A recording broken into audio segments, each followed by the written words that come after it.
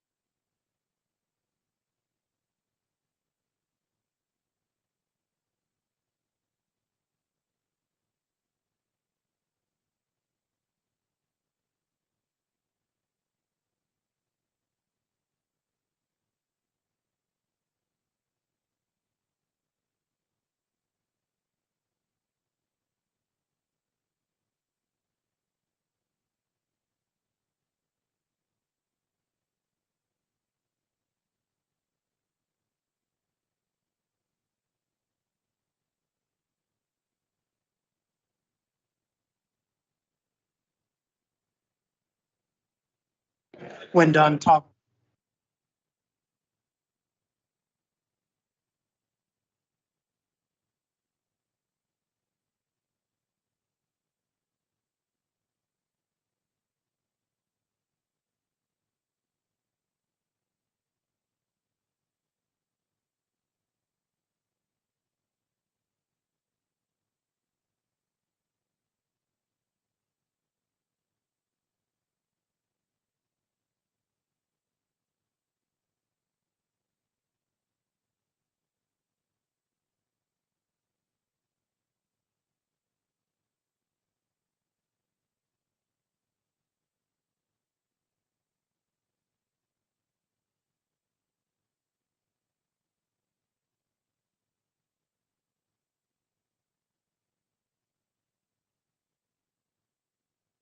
Press to talk.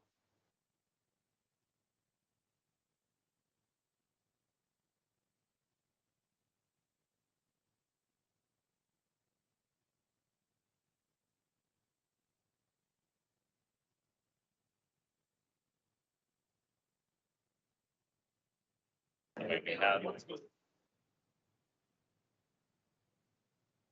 finger system. So this might have to be regular.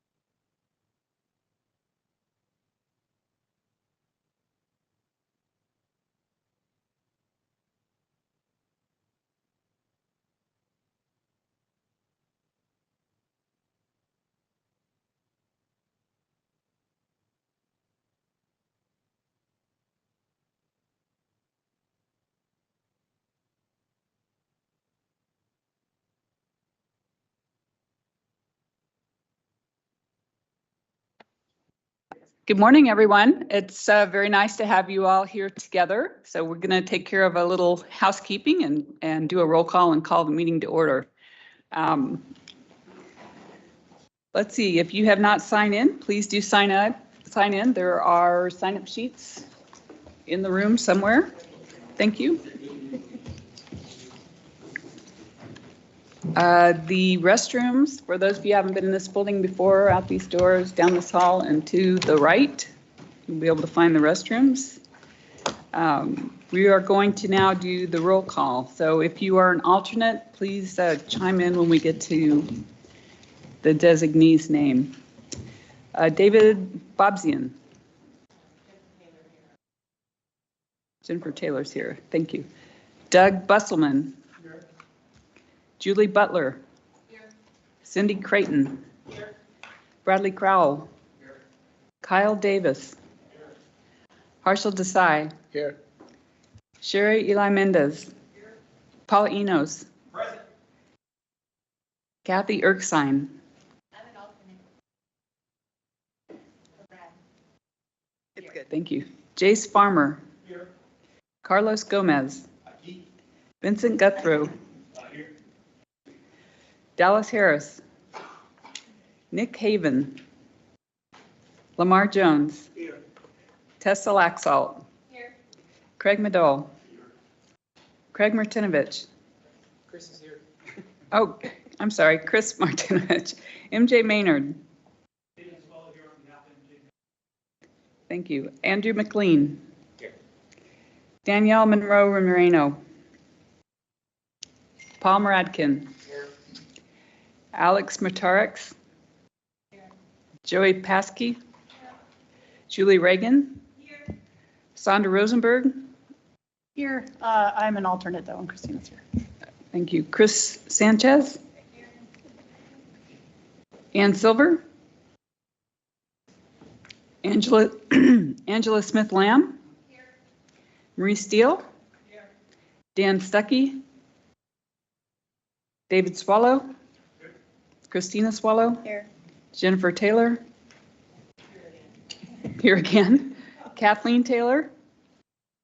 Bill Thomas. Virginia Valentine here. Bill Wellman. If you haven't discovered it yet, there's a little button on the speaker. It'll turn green when you're speaking. So if you want to hit that button on the microphone and then turn it off when you're finished speaking. So check that out before we get the meeting started. Okay, that brings us to the next item on our agenda, which is public comment. Are there any members of the public who would like to provide public comment at this time? There'll be another opportunity at the end of the meeting today. Any members of the public wishing to comment at this time?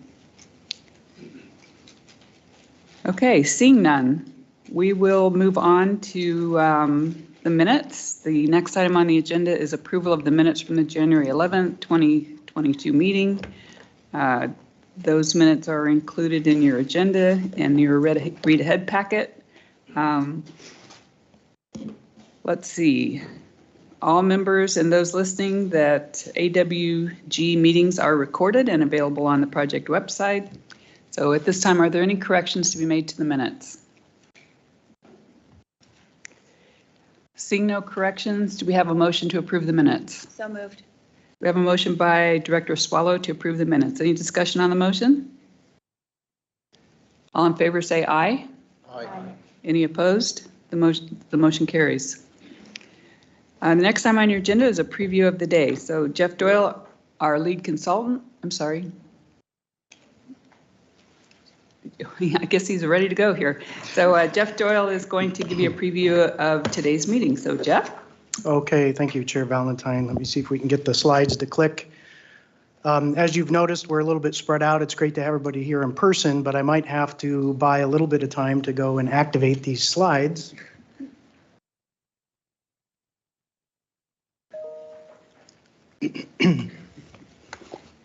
Okay, sure, you can try.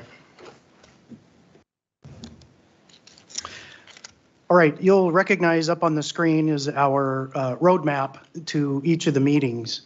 And we're obviously at March 8th now, and we're coming down the home stretch. We're going to show you a little bit later today after lunch, I believe, how far we've gotten in terms of accomplishing the AWG's original charter and mission. But the most important things, I guess, for this slide is to just point out that we only have 2 more scheduled meetings. It may be necessary midsummer, late summer, something like that, that we'll have to have probably a shorter meeting, perhaps even online, similar to what we did in July at the kickoff meeting for any formal approvals that we might still need.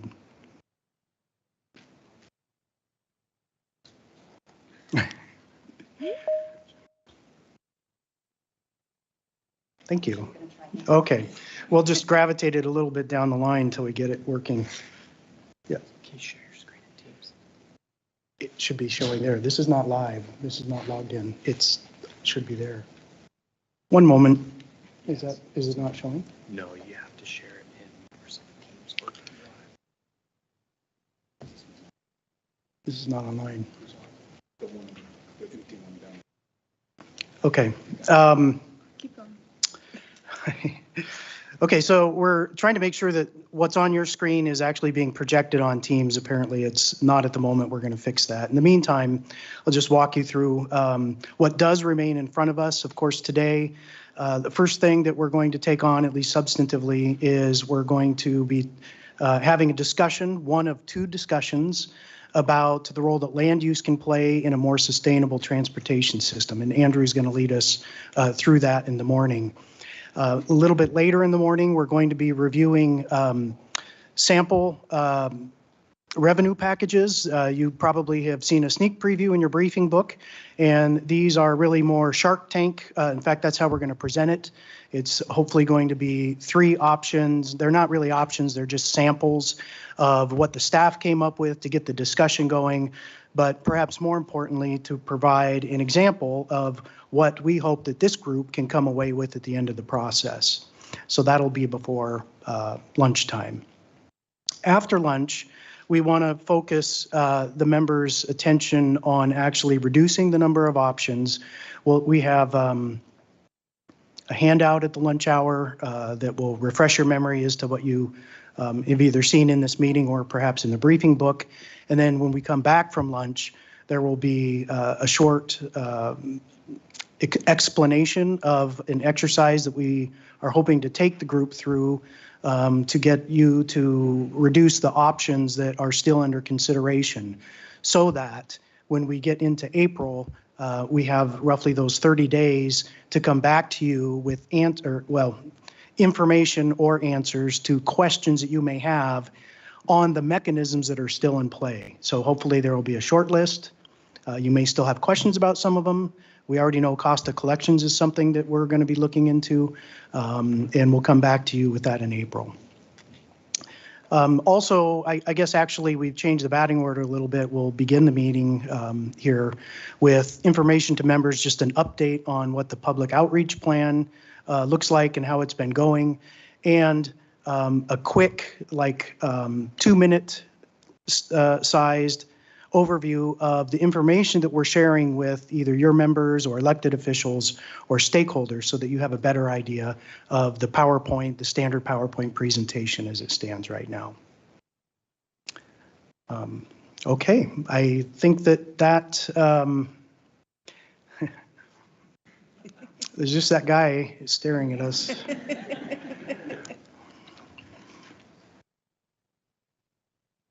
Should we go ahead and keep going? Yeah, does anybody have the clicker? Oh, yeah. Oh, okay. All right. That's great. Herschel, could you advance us to the next slide, please?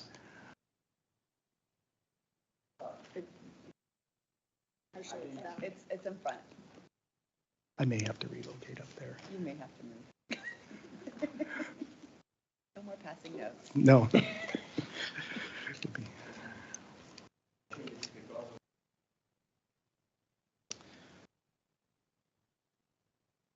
Helping us out. Okay. All right. Cammie, you're up, I think, even though your slides aren't. So the next item on our agenda is communicating the purpose and need to the AWD and other constituencies. So Cammie is going to do this without slides, I guess. Oh, I do. I thought I'd just stand. There we go. Hi. So I'm Cammie Dempsey, for those who I've not had the pleasure to meet in person before. So I want to thank everybody for coming today.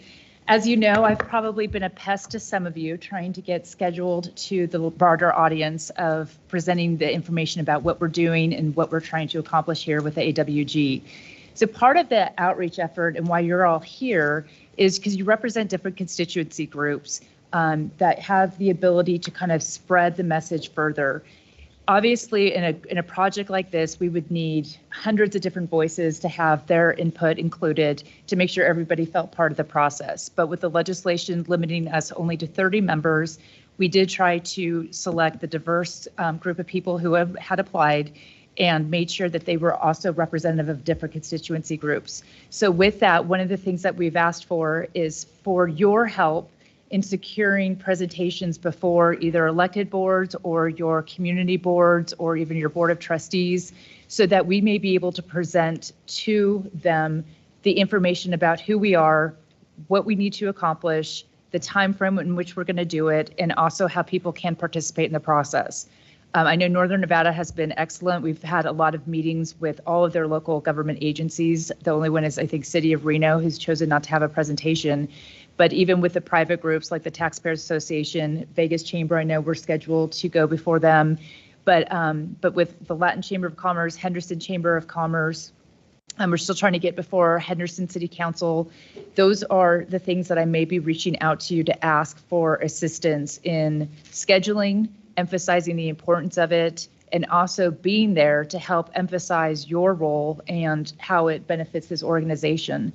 So this is really a group effort. We're doing our best to get out there. Obviously, after this, I keep saying obviously, sorry, after this meeting and of course April's meeting, as we start to narrow down some of the recommendations or those start to become a little bit more firm, these outreach efforts are going to be even more crucial to get before organizations so they feel as if they've been aware of the process throughout the entire time. So we're rolling out phase one. We're almost completed with phase one presentations, but we're entering and just going to go immediately into phase two, which will follow this month and next month's presentation. So even though we've already asked you and you may have provided us that opportunity, we're going to be asking again. So you're going to be hearing from me a lot through the remainder of the year, but your help is vital. I can pound a drum as much as I want saying this is important, but to hear it from you, who are the community leaders and people that the community respects, is really more beneficial than having someone like me asking. So I appreciate that. If there are any questions at all about the presentations or what we've been doing. Any questions for Cammie? Jeff. Would you like me to quickly click through the presentation? You can describe or I can describe. Yeah, I would say, or if Christina wanted to do it too. No. Well, because basically what we do too is we try to get an NDOT representative to actually be the presenter, and then one of us from the consulting team provides the backup. So Christina and Sandra are excellent pros now at giving it, and as well as Nick and Jeff LaRude. So so they could probably have it memorized if you wanted to walk through it, either one, just really quickly, so they can hear from you what you've been presenting. Okay. I guess I'm doing that now. All right. And I don't have it presented. I've not done it that many times, but obviously we start with the first couple of slides, just welcome kind of introduction, what we're going to cover.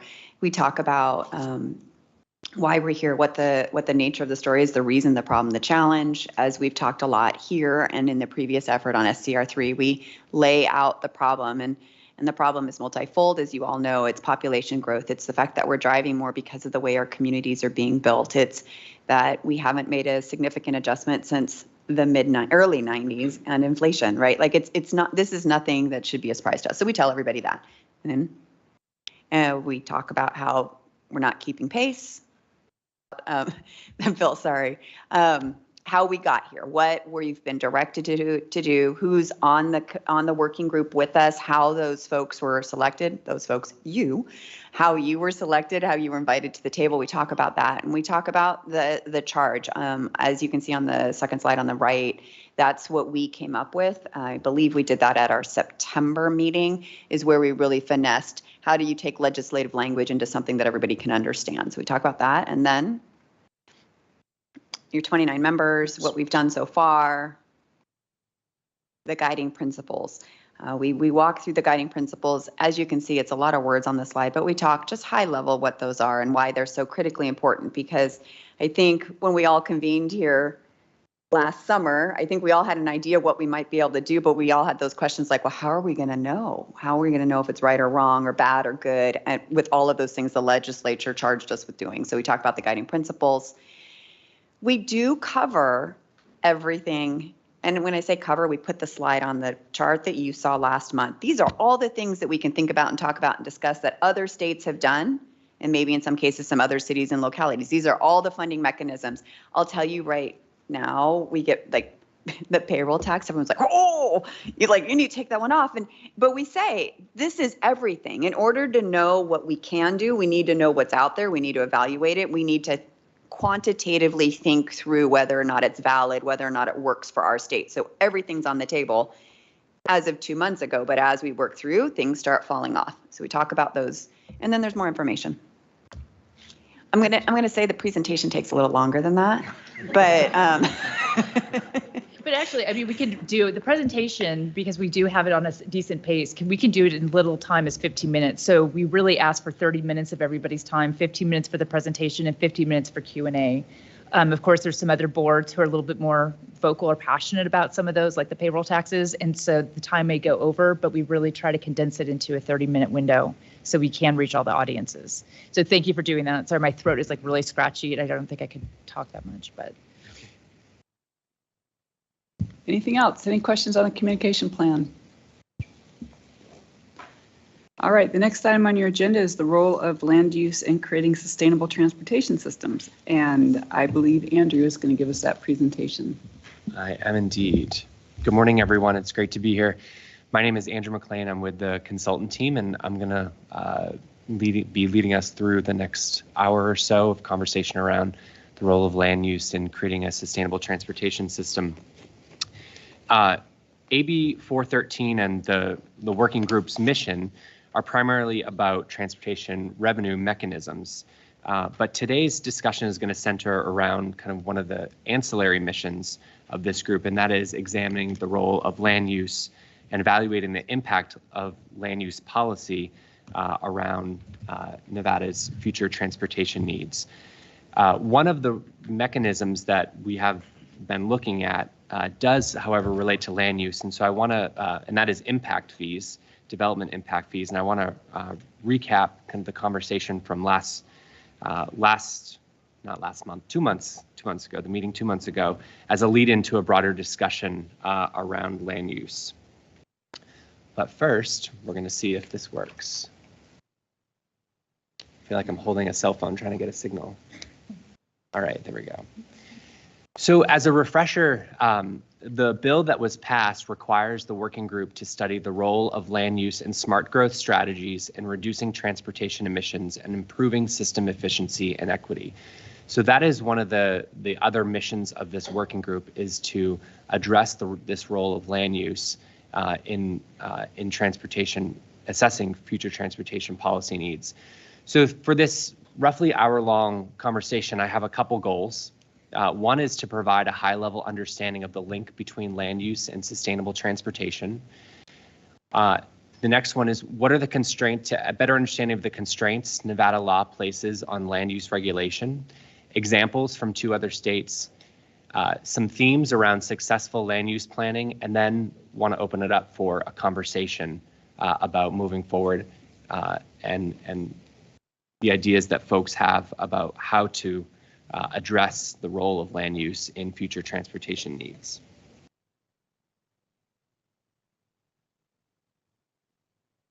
There we go.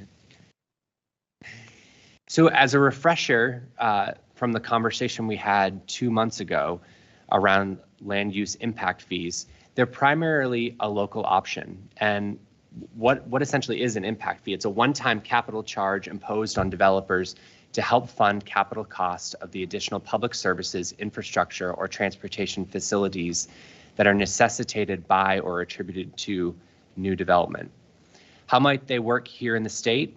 State level impact fees to mitigate impacts specific to state highways facilities have not been implemented in Nevada. However, local governments have the option of imposing impact fees. They can be formulated as revenue generating fees, or they can serve as a disincentive for certain types of development.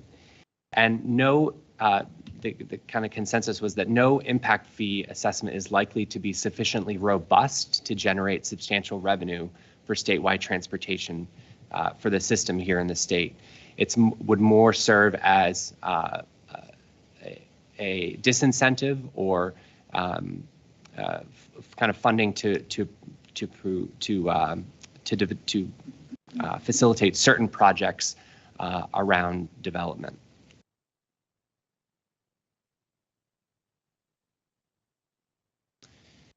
We're going to be going into some questions or talking about some questions that the working group had at the last meeting in a little bit. But one of the questions that I thought would be more appropriately addressed here was, how can impact fees in Nevada be spent? Under Nevada law, an impact fee is a charge imposed by a local government on new development to finance costs of capital improvements or facility expansions that are necessitated by or attributed to new development. Under the law, there are several requirements. The fee may only be imposed by a local government, i.e. a city or a county. The fee may include costs for land, professional services, and construction.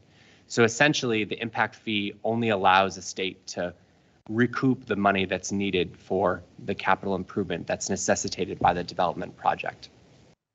And then the law states what the fees may not be used for, as opposed to what they can be used for.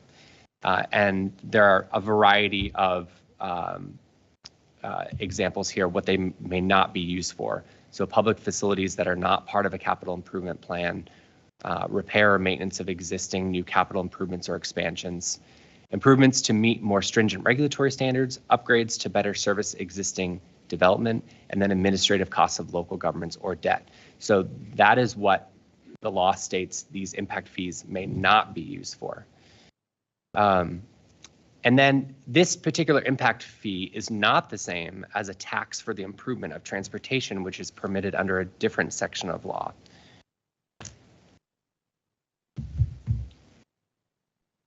And a tax for the improvement of transportation, let me back up. So Nevada law also allows a county board of commissioners to enact an ordinance imposing a tax for the improvement of transportation for new residential, commercial, industrial, and other development. And there are requirements to impose this particular tax as well. Only counties are permitted to impose this tax or fee. The statute provides framework for rate setting.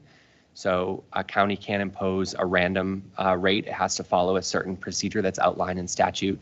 And generally, this revenue derived from the tax must be spent on projects that are related to the construction and maintenance of sidewalks, streets, avenues, boulevards, highways, and other public rights-of-ways, primarily for vehicular traffic.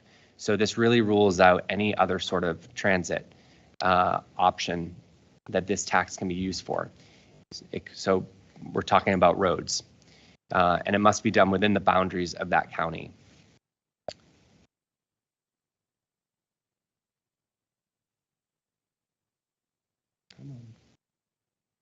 There we go.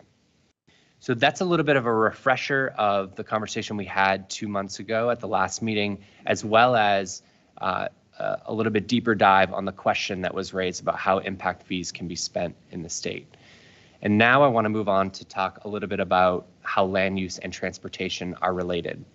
So linking transportation and land use really refers to the process of guiding development and expansion of communities with the goal of better coordination of land use and transportation that accommodates a variety of things, including pedestrian and bike safety, mobility, public transportation, connectivity, and includes a multimodal approach to transportation.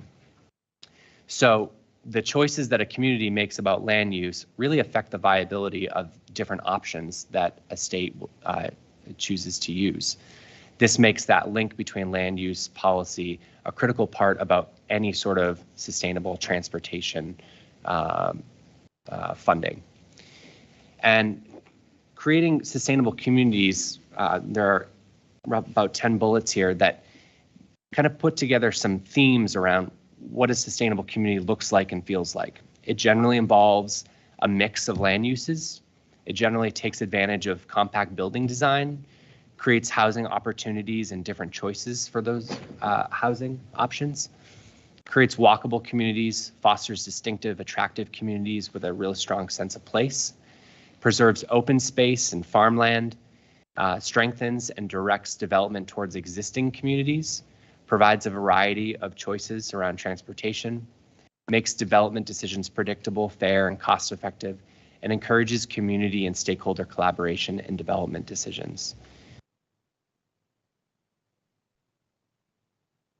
So the law in Nevada is quite extensive around land use, and it's probably worthy of a class on its own. But I really tried to pull out some high-level themes and summarize the important components of state law that would hopefully help the conversation today and even next month as well. So Nevada law really limits the state role in land use planning. This is directly from the statute. State participation in land use planning should be limited to coordination of information and data, the acquisition and use of federal lands within the state, providing land use planning assistance in areas of critical environmental concern, and providing assistance in resolving inconsistencies between the plans of local governmental entities. So it really takes or places a lot of the emphasis of local governments, so cities and counties. So state law reserves the development and implementation of these plans to local governments and sets out the requirements for those plans. Different requirements for different counties of populations below 100,000, between 100,000 and 700,000, and then for counties above 700,000 people. So there are different sorts of requirements for the plans. I won't bore you with all those details, but it's quite extensive, the different requirements under law for planning in those different counties. Regional planning is conducted at the county and local level. Counties are required to form a regional planning coalition, and cities and towns are required to form planning commissions, both of which are responsible for the development of comprehensive regional. Comprehensive plans are developed, and this is right from statute as well, to provide for the, quote, orderly management of the growth of the region for a period of 20 years. These goals, policies, and other documents relating to land use and development and transportation, amongst other things, must be included in these plans, which must be approved by the governing boards of these local governmental entities. And the Regional Transportation Commission is permitted to administer these approved plans. So some other highlights of land use law in Nevada. The Regional Planning Coalition is permitted to develop incentives to encourage affordable housing and high density development. These incentives also include the imposition of fees for the extension of infrastructure. So you'll see here that the fee that is allowed under law here serves as a disincentive because it allows the Regional Planning Coalition to develop fees that could be imposed if there is a development that caused any sort of transportation project to be extended or developed due to that project.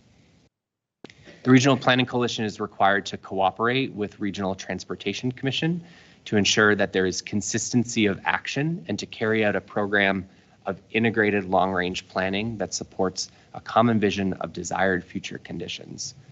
And that is right from statute as well. And then every 2 years, the regional planning coalitions are required to prepare a report that summarizes specifically the policies that are related to land use and transportation, as well as air quality.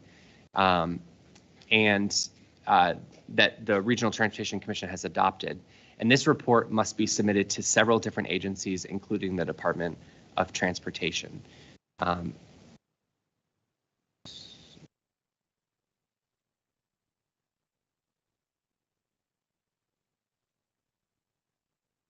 on a roll here for a minute. There we go.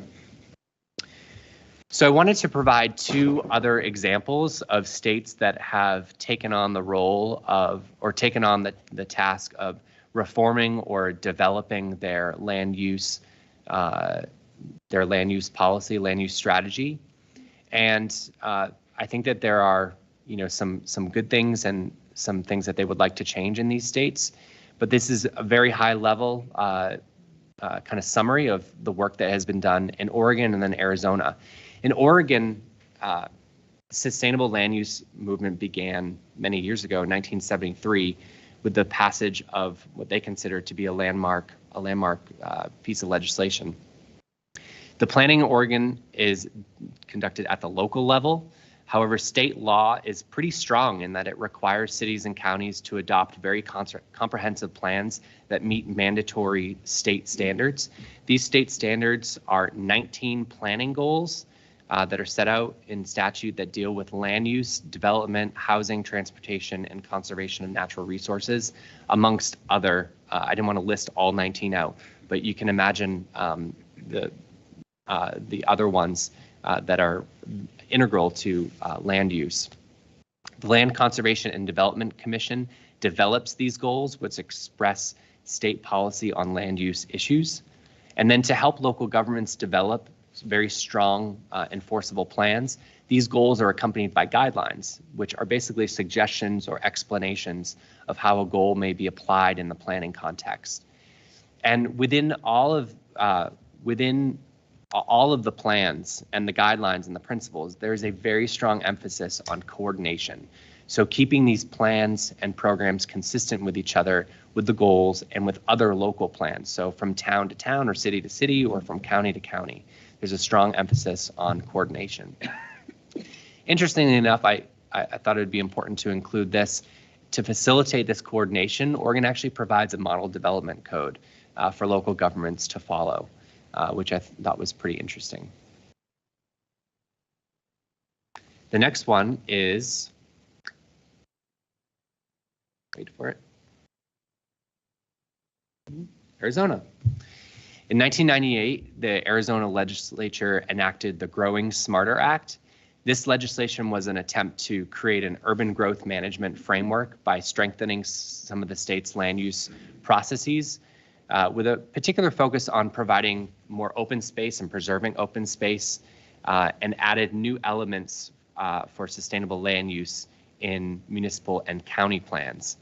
The law established the Growing Smarter Commission, similar to Oregon, to make recommendations on long-term urban growth issues. Specifically, this legislation increased the level of public participation in the development and implementation of local plans. It increased the scope of these plans by requiring new growth-related elements in the plan and strengthen the implementation power of local plans. The legislation prompted cities and towns to adopt plans, and based on some of the commentary, this particular law did not provide sufficiently specific policies, objective and metrics by which to measure the plan's effectiveness at mitigating growth.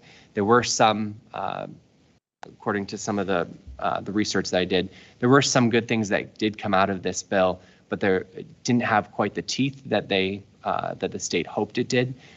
After this law was passed, the legislature passed the Growing Smarter Plus Act a couple years later, This bill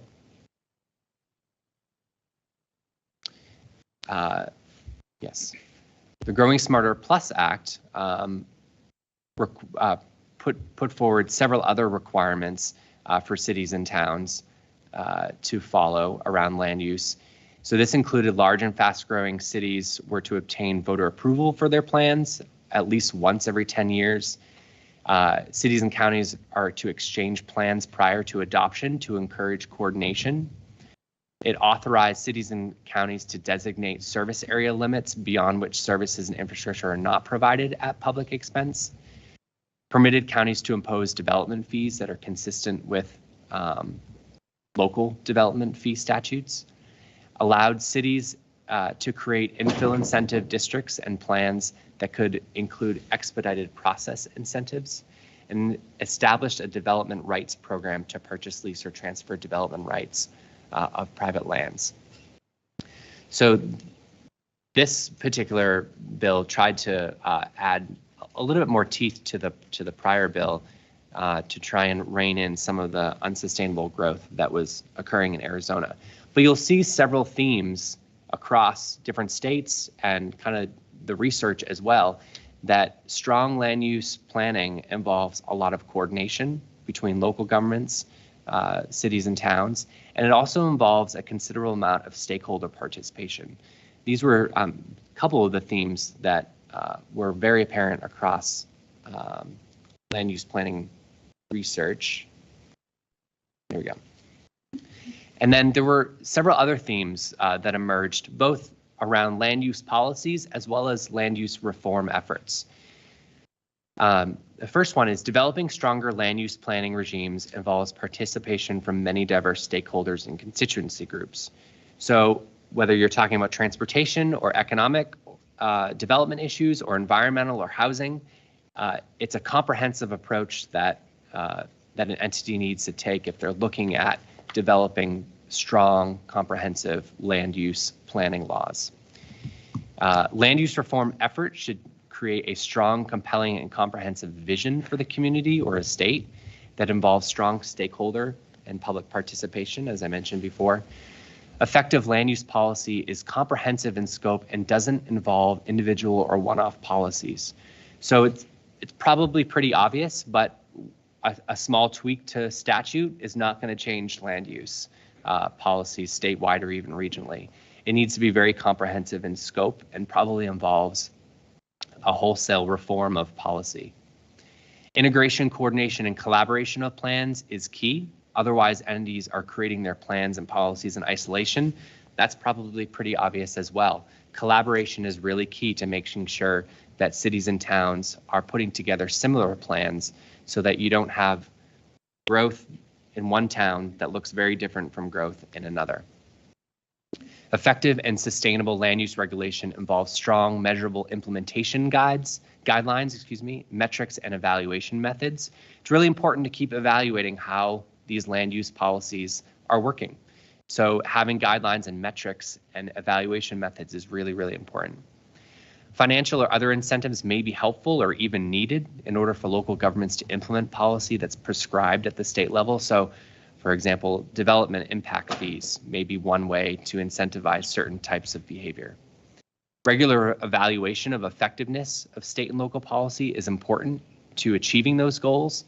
So not only do you have to have metrics, but you need to do the evaluation regularly to see if you're on track for meeting those certain goals and benchmarks. Continual education of the community members and policymakers about the importance of sustainable land use planning is important. While it might seem obvious to folks in this room and to many others, there are many people who are not thinking about sustainable land use practices. So constantly engaging community members and stakeholders about the importance of sustainable land use and the impact that unsustainable land use has is really key to moving the ball forward. And then entities, so whether they're commissions, councils, or working groups, to specifically study a region's land use patterns and policies have been helpful in enacting land use policy reforms. So based on everything that I've shared, these were, I think there's 9 or so up there, really consistent themes around not only land use policy, but reform efforts that states have undertaken in the past. And so I'm hoping that we can use these themes and some of the other information to as a kind of a guide for our conversation for the next hour or so. And I will leave it there. Any questions for Andrew? Andrew, Paul Enos, Nevada Trucking Association. Hey, I appreciate that history, very comprehensive review. You know, one of the things that we have been talking about throughout this process, when we're trying to find money for our state highway fund, is the kind of impact that some of these developments that are adjacent to a state-owned asset have on that state-owned asset. Is there any model out there where there is a cost sharing with a new development that will, you know, the last thing I want to do is put the state in the middle of local land use planning decisions.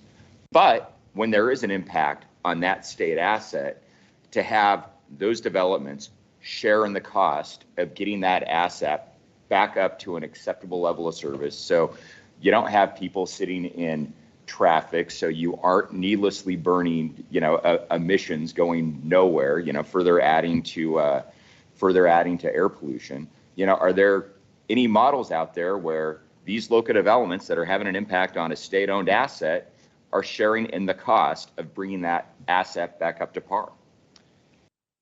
From that a state could impose, or that a local government could impose? That either a state could impose, or that the local government is sharing in mitigating the issues that project has caused on that state asset. Because really, when I think about where Nevada doesn't do a great job, it's on that. You know, we have seen NDOT have to invest hundreds of millions of dollars on roads that were extremely functional until that local government said, hey, we're going to put 40,000 homes here. And that requires tens, hundreds of millions of dollars in investment that come from the state. That's where, you know, when we talk about impact fees, that's where I think, you know, I don't want to make it so broad. I mean, I really want to get to what that issue is. And I mean, I think that is, and we can talk to our friends at NDOT, I think that is a big issue for them, is you have a local government that says, we're going to put 40,000 homes here, we're going to put developments here, it's on a state asset. And now they have to go and find the revenue to invest in that asset. The local government, they get the money from the property taxes, they get the money from the impact fees, but there is not that revenue share to mitigate the impacts from those projects for the state. Yep. And I think you raise a good point. And there isn't, in my review, there is not a mechanism that allows the state to impose an impact fee. It's really up to the local government, the city or county, to impose that fee. Yeah. Paul, I don't want to, just to kind of elaborate on your question, I think you're asking about having a local government impose an impact fee that would contribute to a state highway, right? To mitigate the impact of development. Yes.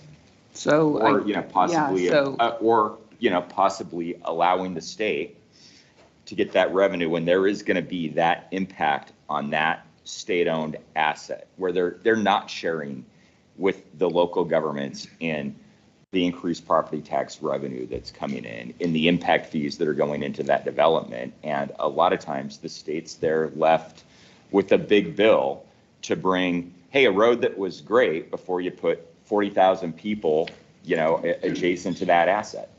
so maybe you've seen a model like this, but I don't think there's anything that would prohibit an interlocal agreement between a local government and the state to do something like that. Christina, did you have a comment? Well, I think it's interesting because my first comment was, it's not just when it's adjacent to our roads. Our roads are 13% of the network and we carry 50% of the traffic. So it could be miles off of our road and it still has an impact on our road. So just an awareness of that. I don't think there is such a mechanism, but I will note that our partners in Washoe and Clark, our RTC partners and our local agency partners sometimes come to the table. They don't always come to the table, but they sometimes, I saw Bill was itching, and I don't know if he was going to say this, but I do know with the fuel revenue indexing that they've done up in Washoe County, they are investing in some of those improvements that we need. And I know that you have a couple of examples in your mind that are still wholly underfunded, both in North and South. And I know also in Southern Nevada, we've seen some of the cities and use some of their fuel revenue indexing funds to help support infrastructure that they thought was important. I think that the challenge is even when they do come to the table, it is still wholly insufficient. And oftentimes it drives even further development and growth on that same corridor that was already taxed. We fix it, and then there's more development, and then it's just back into that same condition. So I appreciate that you continue to bring this up and remind us of some of those challenges. And that's, I think, why we have this topic as part of our conversation is the concept of sustainable transportation funding will never be sustainable. We'll always be chasing it unless we can figure out, and we're not necessarily going to figure out in this AWG, but we've been tasked with maybe providing some recommendations. Legislature can then consider those. Maybe it's another group, maybe it's NACO and League of Cities that come, but how do we work better together to make sure that our transportation system does meet the needs of our community broadly? And a key part of that is land use. Bill? Thank you. So if I can just share a little bit, Bill Thomas with RTC Washoe. We've had an impact fee since '91. It's about right now $5,000 a home. It generates between 5 and 7 million a year. So that gives you kind of order of magnitude. And our cost right now is about 10 million a mile for a road. My guess is freeways are probably 40, 50, a much higher number per mile. So just, work the math there. You might be talking about $20,000 a home to pay for freeways if you add it on top of the local. So I'm just, throwing out there the order of magnitude at which you would have to charge fees to pay for freeways. Now, the other thing that I would just add to what Andrew said is it has to be done proportionally. So for example, you can't build a third of a lane of a freeway. You have to build a whole lane. So, and you also have to spend this money, at least by state law, within 10 years. So if you collected a fee against development, you have to build it within 10 years. And if that development only pays for a third of it, the state, someone else is going to have to come up with the other 2/3 or you lose the money. So they sound like an easy solution, but there's a lot of restrictions that go into using impact fees that are much more onerous than a tax. And that's why I would say, if you look across the country, they don't solve the problem. I would argue what they do is it's a little more money than you would have if you didn't have it, but at the end of the day, it doesn't fix anything. It's just a little more money. Much like some of these fees we're talking about here, where it's not going to fix it, but a couple million here, a few million there, that's how you get it resolved. So I just wanted to share that. So I wanted to jump in just a second and make sure we don't spin out of control on impact fees. That is something that we need to have a conversation about perhaps, and we're going to have a pretty deep conversation later this morning and this afternoon about some examples of how we might get there. I think the nature of our conversation around land use policies is not just about impact fees, because that, I think last time we met, we all kind of talked about that might be really a better, yet there may be a role that we could do it at the state level, but it might be a better local policy. And Bill, to your point, we may not be able to generate enough revenue to truly make a difference in that space. And so I think what would be of interest, and Andrew, I don't know if you have examples or if this is something you're going to bring to us maybe next month or in June as we try to wrap up, is are there examples of land use policies that we should enact in Nevada or should consider in Nevada that would help drive to more effective growth patterns that are more sustainable on a broad level? And I should note that as we're out doing these presentations that we talked about at the beginning with Cami, we're hearing feedback from some of our local agencies. And one of the local agencies commented that it's not just a transportation challenge. It's not just transportation that's underfunded and unsustainable in this space. It's our stormwater programs. It's our water, our potable drinking water. It's our wastewater systems. We could develop our communities in a very economically vibrant way that would be much more sustainable economically for all of the local agencies that deliver infrastructure. And so perhaps, Andrew, I don't know if you were thinking about how to throw some of those out on the table that we could have conversations about, that we think, yeah, that's something we as a group could support and should make it into the report, or that's something that, oh, that's payroll taxes, we're not putting that in the report. So Yeah, I can certainly come up with some of those, and I think it'll be helpful in this conversation to get a better sense of what people actually might be thinking too, in terms of policies. So do you need us to throw things out on the table? I don't know. Have all you guys been thinking about land use as much as I think about land use? I think about land use all the time, but I don't know if everybody else. Do you guys have suggestions on land use? I'm like, our Tahoe people probably have some thoughts. So maybe we can, instead of like drilling into a rabbit hole on impact fees, maybe there are some things we could talk about.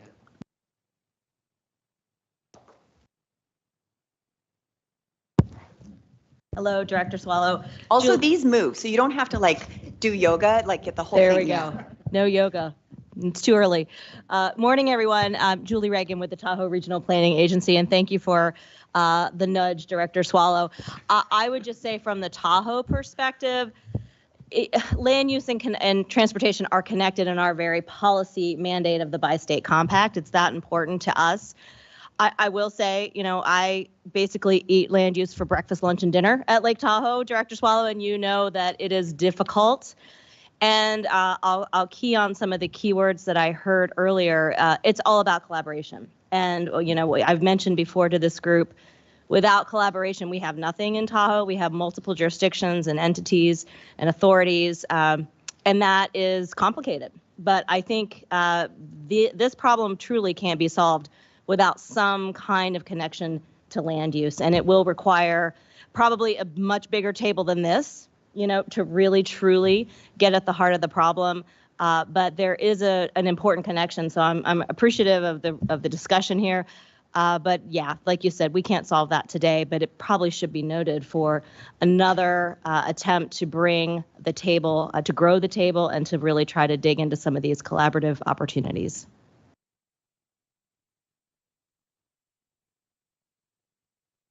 Other comments? Maybe this one's polarizing. I'll throw it out there just because we need to start thinking about this. And Andrew, I know you're going to bring some stuff next month, hopefully. Parking minimums. So I don't know that we can fully debate that here because we don't have enough background on it. I encourage you perhaps in the next month as Andrew comes back to us, do some research on parking minimums and how that impacts the way our communities grow and how it impacts the way we move in our communities, whether or not that is one that a lot of, and I think Andrew will find, and if he brings it, a lot of states and local agencies have started to move forward on. Another thing to think about, and these are things that are very polarizing. People love them, they hate them, but we got a big charge, and we can do big things. Accessory dwelling units, mixed use zonings, there are things that could be different. And I know right now I'm looking at my League of Cities and my NACO people, and they're like, that's our space. But that's why this is something that we need to work on together. It is collaborative. We're not going to fix it at this table, but we can maybe start that conversation and make some recommendations for legislature to consider, which might even be standing up a committee specifically on land use once we make some suggestions. These are some things we talked about. These are some things that should be considered by such committee. But I think it's critically important. Paul, you bring it up every week, every month, every meeting, because it's not quite every meeting, what happens when, and it's not just our transportation system that's taxed and burdened by that growth pattern. It's all of the infrastructure. So. Harshal Desai, ACEC. So last time I think you presented, there were 36 states that have some sort of, they have enacted some sort of land development impact fees. And in those states, when a community adopts a land use plan, is there a policy that requires that community not only to share that plan with the state, but at least come up with what impact that land use change from the previous version would have on the state assets? So are there any states that are at least requiring that the impact is computed so that when the state's reviewing this, they have an idea that, okay, based on this new land use, this is the impact they would have on the state assets or any other assets for that matter. I don't know the answer to that question, but I'm happy to find that out. And it would obviously be very different from state to state. Yeah. But when I was looking at the Oregon and Arizona examples, I didn't see that specific question. I don't know if you know more. No. I mean, in theory, it happens in Nevada. Plans are, sorry, in theory, it happens, if you go back a few slides, there. The plans are shared. Don't do the slide. The plans are supposed to be shared to the state DOT and other agencies. So that is a mechanism that could be used to make that bridge between land use plan and impacts on the network. Correct. So based on the slides, the plans are shared, but I don't know whether sharing is enough, right? Like, how would you know what is the impact to the state assets just by looking at a plan? So that's the question. Like, if any state has implemented something like that when the state's reviewing these plans, they can understand better what the impacts are to the state assets. As one of the primary components of the plan. Exactly. Yeah. So two things. I know Paul just raised his hand, but and the key person or team that I was going to reference, but it also happens. If we receive those plans, it's a cursory plan. We don't. And my planning folks are saying we don't ever receive those plans that we're supposed to receive. But we coordinate our state transportation improvement plan based off of the TIP, the local plans that the RTCs do. And theirs does include all of that land use changing, and they have to do a periodic update on it. And so most of our modeling is based, but it doesn't include an accounting of what that cost could be. But it does include, so the models do include future growth. And so when we're planning our future interchanges, our future lane expansions, what have you. But even with that, great, now we just know we need more money. I think that's the problem, right? It's this unsustainable cycle. Even if the local agencies were like, we've done this new land use plan and it's going to cost, it might help start the conversation about, well, how do we cover that cost? But that might just still be the capital and not the ongoing maintenance. And I think that's the other thing that we need to remember is so much of this and so much of our unmet need is that annual maintenance that doesn't get funded. Impact fees are capital. They're not maintenance. They're not replacement or repair. And in fact, I think it said they're not allowed to be used for replacement and repair. So trying to think through this, we do have those changes. We are aware of them, but it could be improved. So that might be another thing we work on. And then I think Paul had his. Christina, in terms of process, you said that there's sometimes where, hey, it works and there is that partnership and it works. What is the difference between when it works and when it doesn't? What are you doing differently and how can we make the former the rule as opposed to the exception? It works when the local agency wants the infrastructure more than we do. I'm sorry, I hate to be that direct about it, but when the local agency wants that new interchange and it's not a top priority for NDOT because we have other priorities, they find a way to fund it. Or they find a way to sweeten the pot by coming forward with 20% or 40%. And I don't mean, this isn't intended to be this is, I'll invite Bill to the table or this conversation. He and I just had a conversation yesterday about this is really important to my board. I know you can't bring it forward. What if we started? And there's an example in Southern Nevada, City of Henderson helped fund STAR. In fact, I think they almost fully funded STAR. City of Henderson wanted to start the development and they need to, and it's important of what do we do with their interchange at 215 and 95. So they helped fund, but again, there's not enough resources. So it's when those local agencies really find, they feel that it's important. But the problem is if it's not fully funded, and they're not always fully funded because they don't have the resources, right? If it's not fully funded, then it shifts the priorities and it diverts our attention away from other things that maybe would be higher state or even regional priorities. And there's examples on all of these in all of our urbans of challenges there where it's reprioritizing what we might need to do otherwise because they did sweeten the pot. So, but it's when they want it.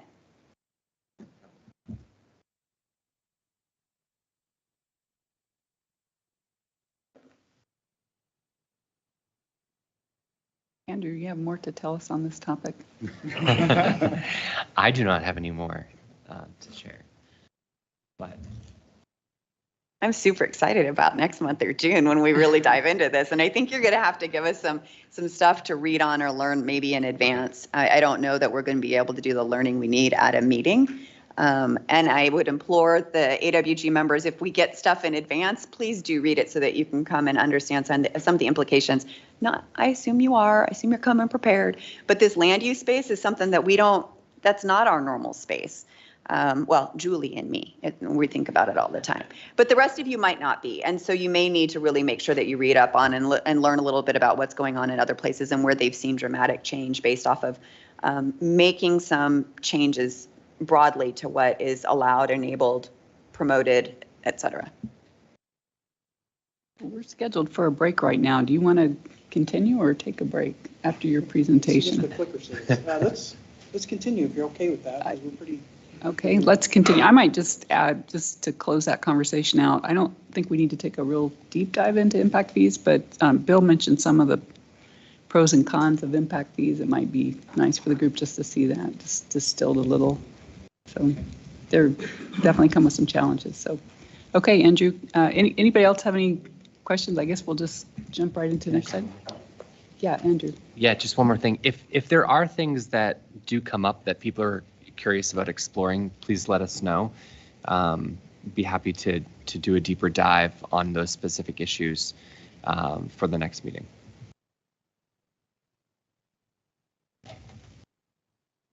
Anybody have any suggestions for deeper dives? Yes.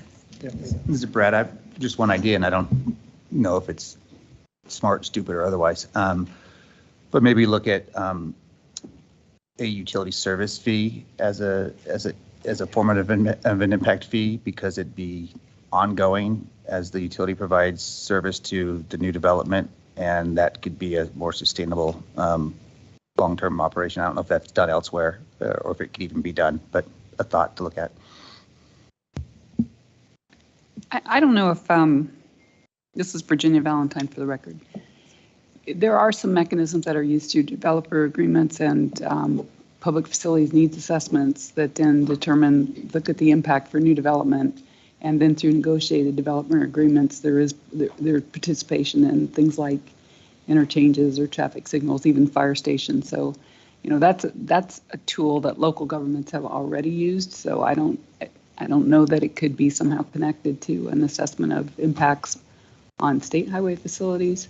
But that's probably something, if it's not already on your radar, that I think the Lake Tahoe people mentioned this, but you need a bigger table when you start to get into land use. So, and I don't want to derail us either, because we could spend another 3 years on land use and just cover what's already out there. So might be one other mechanism to consider. It's some very high level, summarized level, so that we don't go down a rabbit hole on land use. But, okay. Anybody else on deeper dives? Bill? Just real quickly, I think part of the reason we all get frustrated with land use is we need to stop and realize that we're pretty good about stopping people from doing things and charging people for things, but we're not very good at incentivizing. In other words, we haven't figured out how to make somebody build a 300-unit apartment, right? That might be the right thing to do, but how do we get them to do it? We can stop them, but how do we make them? And part of it in the transportation world is getting the developments, for example, on bus routes, where that would be the best choice as far as traffic, but how do we make that happen? And I would argue that a lot of it has to do with recycling land. And there's issues with that, including gentrification and some of the things that come with it. But if we really want to deal with sprawl, we have to give some alternatives, and we're going to have to, as government, figure out how to incentivize people to do it. We can't do it by telling them no, because nothing will happen. We got to figure out how to get them to yes, so they'll invest money, because that's how we work, right? Most of the stuff that gets built is privately funded. We have to figure out how to incentivize people who are going to spend money to build housing to do it the way we want it to, not just say you can't do it or charge them a fee. It just won't happen. Thank you, Bill. Okay, Andrew. I think we're coming over here, if that's okay. Move to the next segment. Okay, great, thank you. All right, moving on to the next segment. Last meeting. You had lots of questions or requests for information. And as always, we document them and we research them in the background. And when they're ripe enough, that is when we either have the answer or the timing is right in our programming, we come back and report that to you. So we'd like to spend the next 15 or 20 minutes responding to some of the requests that you had at the last meeting. Now, here are the questions. I won't read them to you because we're going to go through each of the responses slide by slide. But again, some of these are incomplete and we'll point those out because research is still ongoing, and others are just a snapshot in time. So what the response or the information is today may be different than the situation in 5 or 10 years. So with that, oh no, something happened. Okay, that's right. Okay, we don't have a number one because Andrew just answered number one, which was in Nevada, what are the constraints, legal constraints on how the revenue from impact fees can be spent under current law? So we rolled the response to that into Andrew's presentation and the discussion. The next question specifically was how many states provide state level tax disbursements to local transit systems. And this is one that the data is not recent, and the terminology and the research methodology differs from the question that you asked. So let me explain. On that map is information from surveys of all states, that is state DOTs, I think this went out to state DOTs, on what state level funding was available for public transportation. Now, it's important to recognize that public transportation is broader than just local transit systems. So if a state happens to have a rail car program where they subsidize shipments of grain through a state fleet of rail cars, that would for some reason fall into public transportation, I guess because it's on rail, and that would be captured. So this is not great data. In fact, when we're done with this presentation, we're going to put a big stamp on it and say that we're working on a more updated information. But based on what we have, that about a third of the states are actual operators of transit systems. So obviously they have some role in either collecting revenue or using state tax proceeds for their support. What this 2014 data shows is that all but 4 states provide some level of state funding for public transportation. Again, that's broader than transit, but there are 4 states, and interestingly, Nevada is shown as providing some funding, at least in 2014. We're not sure why, and there are people working on that, and I'll tell you about that in a moment. Half of all the states actually can use their state gas tax to support public transportation, whether it's transit or something else. And we've learned through prior meetings that Nevada is one of 24, well, Nevada is one of 24 states that constitutionally have a restriction against using gas tax revenue unless it's for highway purposes. So can't use gas tax funds for transit.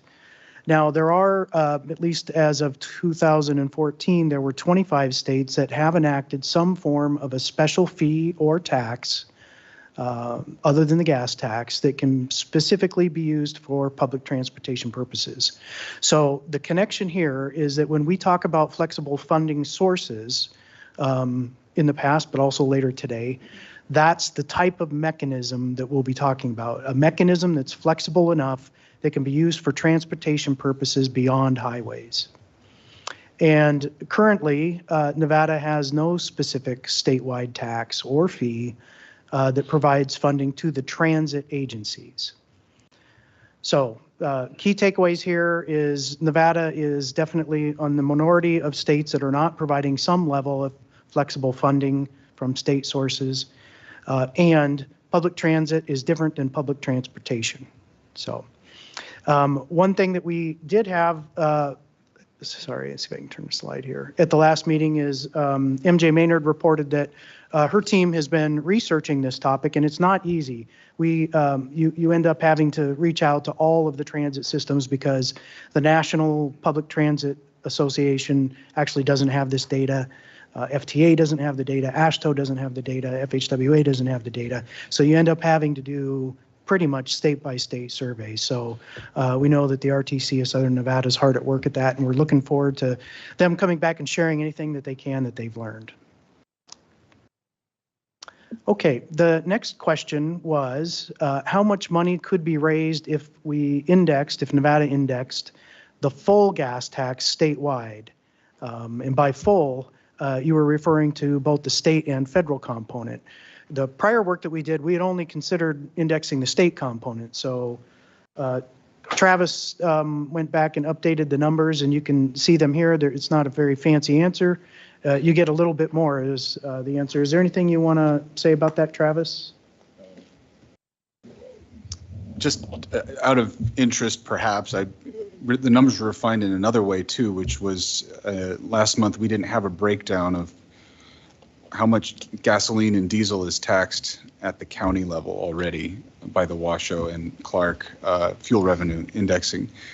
So we finally found some old data from DMV, in fact, from the SCR3. So about 44% of diesel fuel is tax paid outside of Clark and Washoe counties. So that would be eligible for statewide indexing. And about 18% of gasoline is taxed, consumed outside of Clark and Washoe counties. So that's the proportion of those two fuel types that would be subject to a potential statewide indexing. Frankly, it was a little bit more than we were expecting on the diesel side. Makes sense. The trucks are operating statewide, of course, but on the gasoline side, only about 18%. Okay. I should have paused at the last slide as well if anyone has any follow-up questions or wants clarification. So is that the 36 cents, the 18 federal and the 18 state? Is that what you're talking about? Okay. True. I just want to jump in and just make sure everybody understands. We don't get at NDOT the indexing in Washoe County, and we get a small portion of indexing in Clark. So if we were to implement something like that, like this, we may be able to collect that for the other counties. We may be able to make adjustments in Washoe and Clark. And it may be a good policy decision that we want to make sure that all the counties are paying the same sort of, it's equal and it's not different between Washoe and Clark and the rest. But we have one county that doesn't even have a gas station. So I think that's why if you're like, wow, that's not a lot of money, it's in part because only 18% of the gas is collected outside, even though 85%, is that what you said, of the diesel? 44% of the diesel. So, and that's a big part of what's going on. Oh, yes. Doug Busselman, Nevada Farm Bureau. If there were to be a statewide tax indexed, what would be the connection, if any, between how that would affect Washoe and Clark? If they're already doing indexing and there were to be a statewide index tax applied, would that provide a multiplier then that Washoe County and Clark County would then get even more than they're getting now? I think that would be up for conversation and discussion amongst us to figure out how we would want to recommend and how the legislature would take that up. I think we would have to have that conversation. But the one thing I want to remind us all, though, as we think about fuel revenue indexing, is it's indexing to inflation. It doesn't account for new capital. It doesn't account for new maintenance. It's an index to inflation for that new capital, right? So that's just something to think about. But Doug, I think that would be up for us to have a conversation about how we would it just be applied to the 15 that don't currently index, and would it go to the state, or would it go to the 15 that don't currently index and go to the local, like it mostly happens in Washoe and Clark? I think that would be up for discussion if we wanted to take that up. Christina, can I jump in here and ask you or someone else a question? What's the historical background on why NDOT doesn't get a share of the indexed fuel price in Clark and Washoe, when that's where the majority of cars in VMT are? So we do get some in Clark. It's a minority amount of some, but we do get some in Clark. And there are people Well, I'm looking at Mr. Wellman because he may have history on both. But the executive leadership is turned over from Washoe from when it was stood up. So I don't know that Bill Thomas, other Bill, could answer that. But Bill Wellman, do you have an answer for both? I don't know. I can try. Bill Wellman, with the Nevada Contractors Association. So Clark County in 2012, we seen the need, or we seen the benefits that Washoe County was reaping from fuel revenue indexing. So as we got into it, I think it was 2009 when they started it, if I'm not mistaken. It was met with a lot of challenges because of the way it was enacted, if you will, and it is what it is and how it is, and that's back then. But part of that, and part of that was a big challenge with regards to how it was shared with NDOT and or others. So through the process in 2013, that was brought forward, and it was started in Clark County in January 1st of 2014 as a pilot project for 3 years. And it was capped at 10 cents by our now governor, as he was the county commissioner at the time. So after 3 years, we've seen the success of that and had to go to the vote of the people in 2016. Part of the whole thing was that it was shared with NDOT.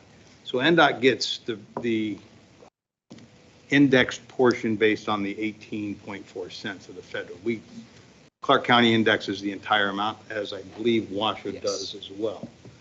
And it is tied to inflation based on a rolling 10-year average. And that was implemented as well of PPI at the time. So we pushed that, and it became a ballot question across the state in every county. And every county had that opportunity to include this. Unfortunately, Washoe County was exempted because you already had it. Unfortunately, no other county approved it, so thus we're here today. And looking at these numbers up here, that this seems very lean. I maybe understand why, based on the numbers that we get here. FRI has done, wonders for us so far. It was implemented as a Band-Aid, an initial fix in hopes of something else that we all here are trying to do that may be more sustainable than that. But frankly, it is sustainable. But it's only good for 4 more years, I guess. In 2026, it has to be revoted on by the people again to continue it for 10 more years. And with that, it becomes sustainable, arguably, because it's a 23-year program then. So the first 3 years, those bonds start to roll and can be refunded again, for new work, and as the next 10 years it continues. So we're in hopes of that, and possibly my hopes that one of the recommendations would be that we continue FRI or allow the legislature to support allowing it to continue without a vote of the people at the risk of a vote of the people. That's what we're talking about as a backup, regardless of whatever else comes out, is because we're not going to have this opportunity too many more times before 2026. And there is some other ballot questions going to come forward. I think MJ has some of that too, whether it's going to be schools, whether it's going to be transit, whatever it might be. Those things are going to be challenging enough as it is, and when people start seeing too many of these things, it's going to be tough. So because of the success of FRI and the sharing of it, and Christina is right, it's kind of limited on what you get so far, but it's starting to build. But at the same time I watched Washoe County put $30 million into the Reno Spaghetti Bowl, the SBX project. We put, Henderson did fund in its entirety to $37 million on Star Interchange here, which is not even in Henderson. And I'm not sure how much money went into the Centennial Bowl. That was a significant amount, though, at least in the early phases. I don't know if this current phase has any money in it, but. And the reason I know that because I got to put signs up for that. Yeah, our FRI. That's the NDOT FRI we bonded. I think the first projects were. Okay. It was before you guys started getting it, and you guys didn't start getting it until 2017, frankly, because it wasn't. The pilot project ended at the end of 2016. But I think what's important to remember on all of this with fuel revenue indexing, whether it's this outside of the urbans or whether it's in the urbans, is how critically important it is to recognize that one of the reasons we're in this hole right now is because inflationary costs of construction.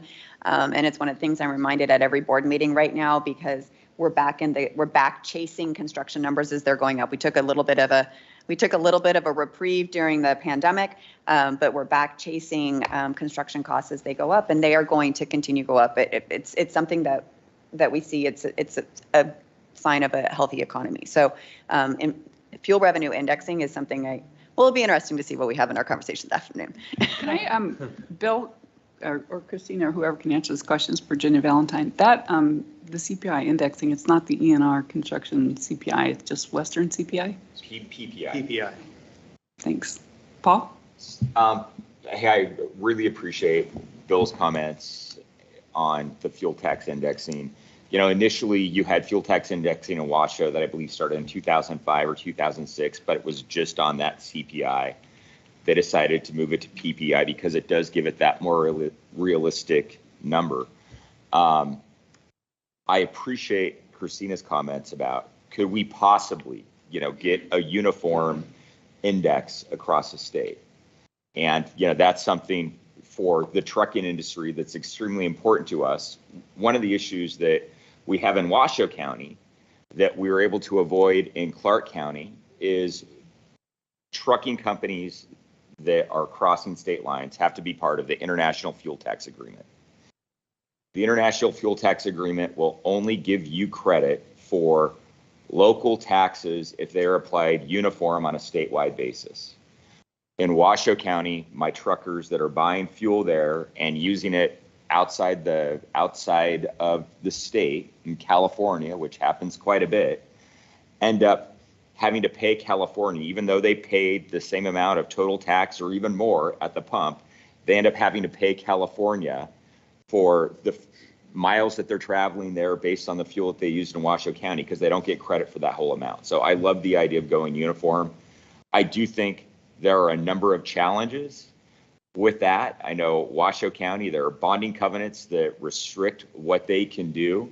And we may end up being in a situation that we don't like, where the states end up paying Washoe to make sure that those bonding covenants aren't violated in terms of, if that revenue comes down or we do something uniform. So, I mean, there's just some very complicated things to think about. And I remember, Cindy, I spent a lot of time with Carol Villardo and John Swinside learning about all these bonding covenants until, my head was spinning. And Bill, you may be able to, kind of answer what that is. And I think since this has been around since 2009, is it a 30-year bond, or I'm trying to remember, maybe Washoe goes on forever. Yeah, no, I think 2046. 2046, okay. So 40 years from 2006.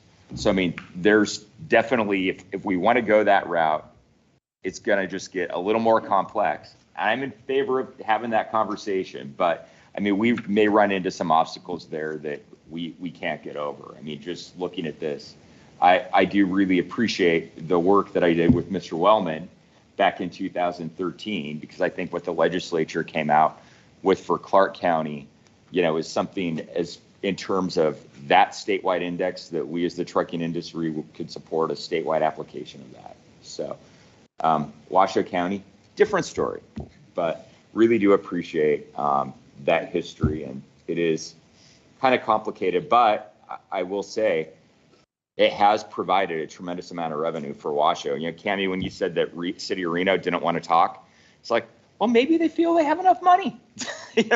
Maybe they feel they have enough money because the index in Washoe County has done their job. So thank you.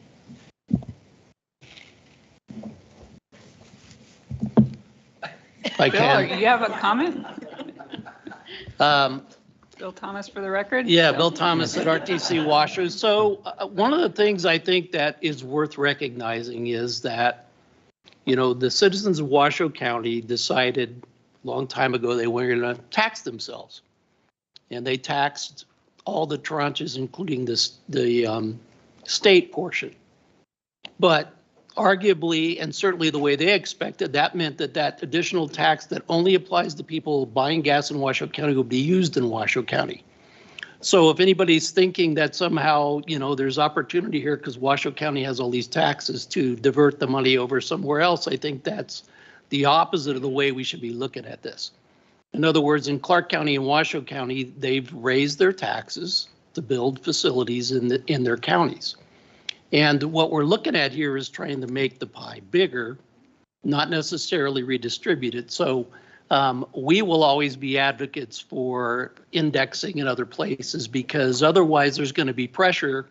If Washoe County and Clark do well with their indexing, there's going to be pressure for the fungible money to maybe move to other places because they don't have those revenue sources. So it's not a selfish way of looking at it, but is a awareness that we shouldn't be penalized for raising our own money by having other people who haven't raised money on themselves see those revenues move. So it's just something we're watching and always aware of. We're okay with paying our fair share and sharing, but we shouldn't get a less in our county because we taxed ourselves to provide for roads. Thank you. Jeff? Okay, if there's no more on the topic of indexing, we'll have lots of opportunities to talk about it again later in the meeting. We'll move on to the next question. Okay. All right. This question was an interesting one, interesting twist, because there are 28 states that kind of had flocked to this notion of having a special surcharge on electric vehicles as a way to sort of have them contribute to the cost of the roadways.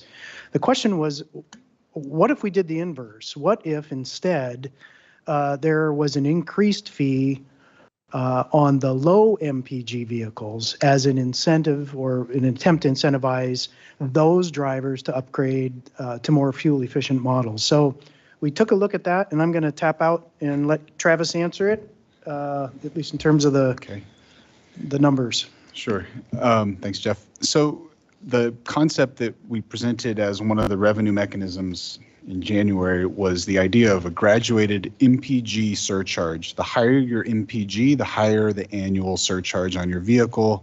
The idea being, if you have a higher Mpg car, you're paying less in gas tax. So this is a way to balance for that. So what you see in the chart on the upper right, the dark line, I think it's blue, is the revenue trend from that approach based on a fee schedule that you see below it, where we did it in tiers. So if you imagine a vehicle under 20 miles per gallon paying a $30 annual surcharge, the higher your MPG, it goes up $10 for every 10 MPG increments. So that vehicles above 50 MPG would pay $70, it'd be paying more.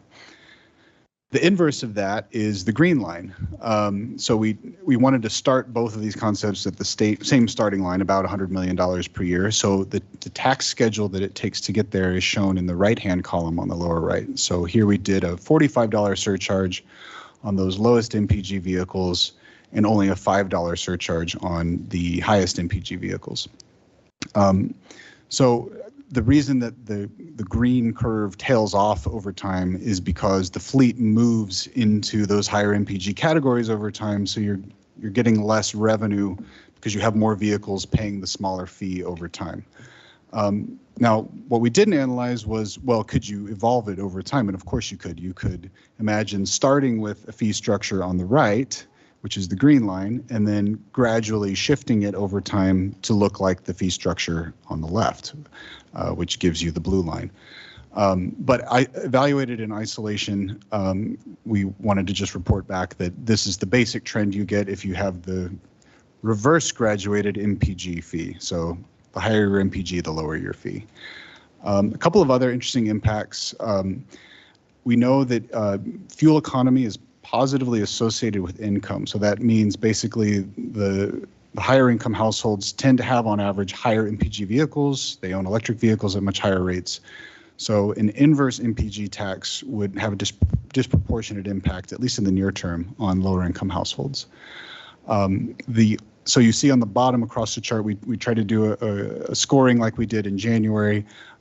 This fee does score well on alignment with greenhouse gas emission reduction goals, but for reasons described, not as well on some of the other metrics.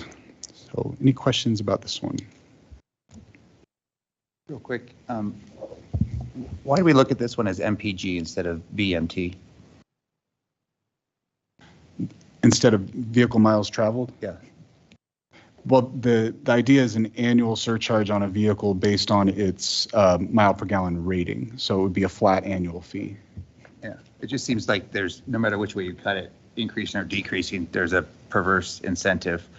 But what we're really trying to capture is the impact on the road and how much a particular user uses the road. And VMT is going to capture that much better than MPG. Right. We do certainly have a lot of other mechanisms that address miles traveled as a basis for a fee. This one was specifically looking at an annual surcharge.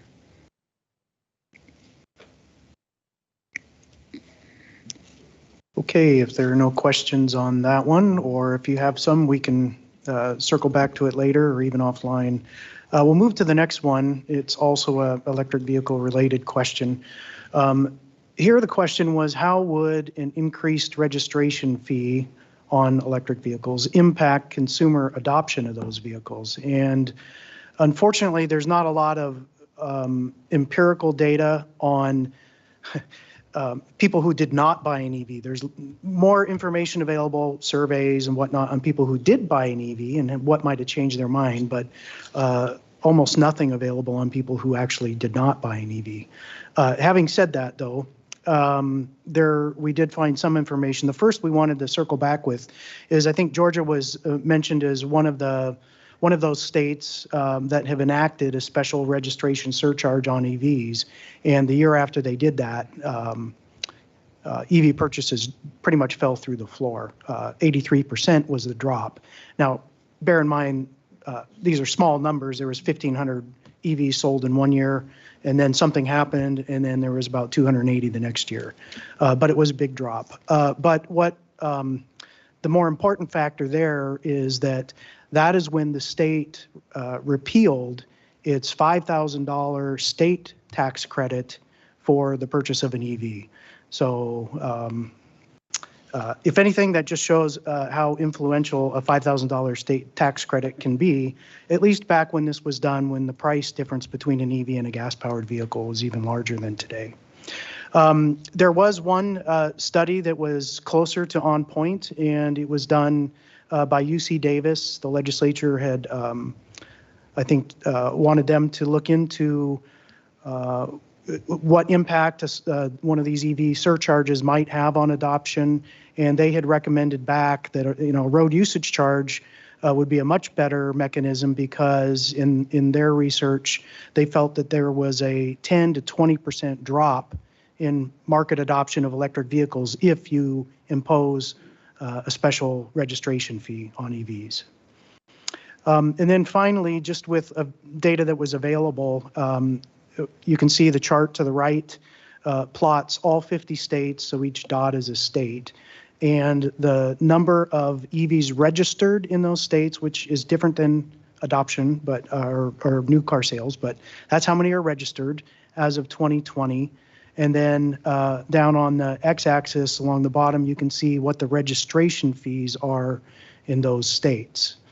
And so basically it's showing that right now, at least if the fee is $225, maybe if it's higher, it would have more of an impact, but there's no statistical correlation between those two. Okay. Question on that. Sure. So the last bullet you have there, I'm just trying to understand the data here. So it's, this is registrations in states, so it includes registrations that may have happened before a fee was instituted as well? Okay. Travis has the... Yeah, we'd like to run it again with the 2021 new sales, but the data for state-by-state new sales isn't available. So all we had was total registrations. So there's not an alignment necessarily between If you bought your EV 5 years ago, but your state didn't put a fee until 2 years ago, there's no chance for there to be an impact. So that wouldn't be reflected here. So this is just showing total registrations against the current fee. Okay. Sorry, this is Kyle Davis for the record. Yeah, okay. That's I guess my point on that would be, yeah, it's not necessarily showing what the impact from the fee would be, but I appreciate that. Thanks. Okay, the next one. Again, another electric vehicle related question was, how would, wait a minute, that's different than mine. How would a tax dispensed, tax on electricity dispensed at public EV charging stations, how would that perform under our, the AWG's adopted criteria? So to date, there's only 2 states that have actually passed such a tax, an EV electricity surcharge, or not surcharge, but tax at public charging stations. A third state, Vermont, they had a bill to do that, but then decided that it'd be better to conduct a study first, so they've completed their study as well. So those are the 3 states that have taken some action on that topic.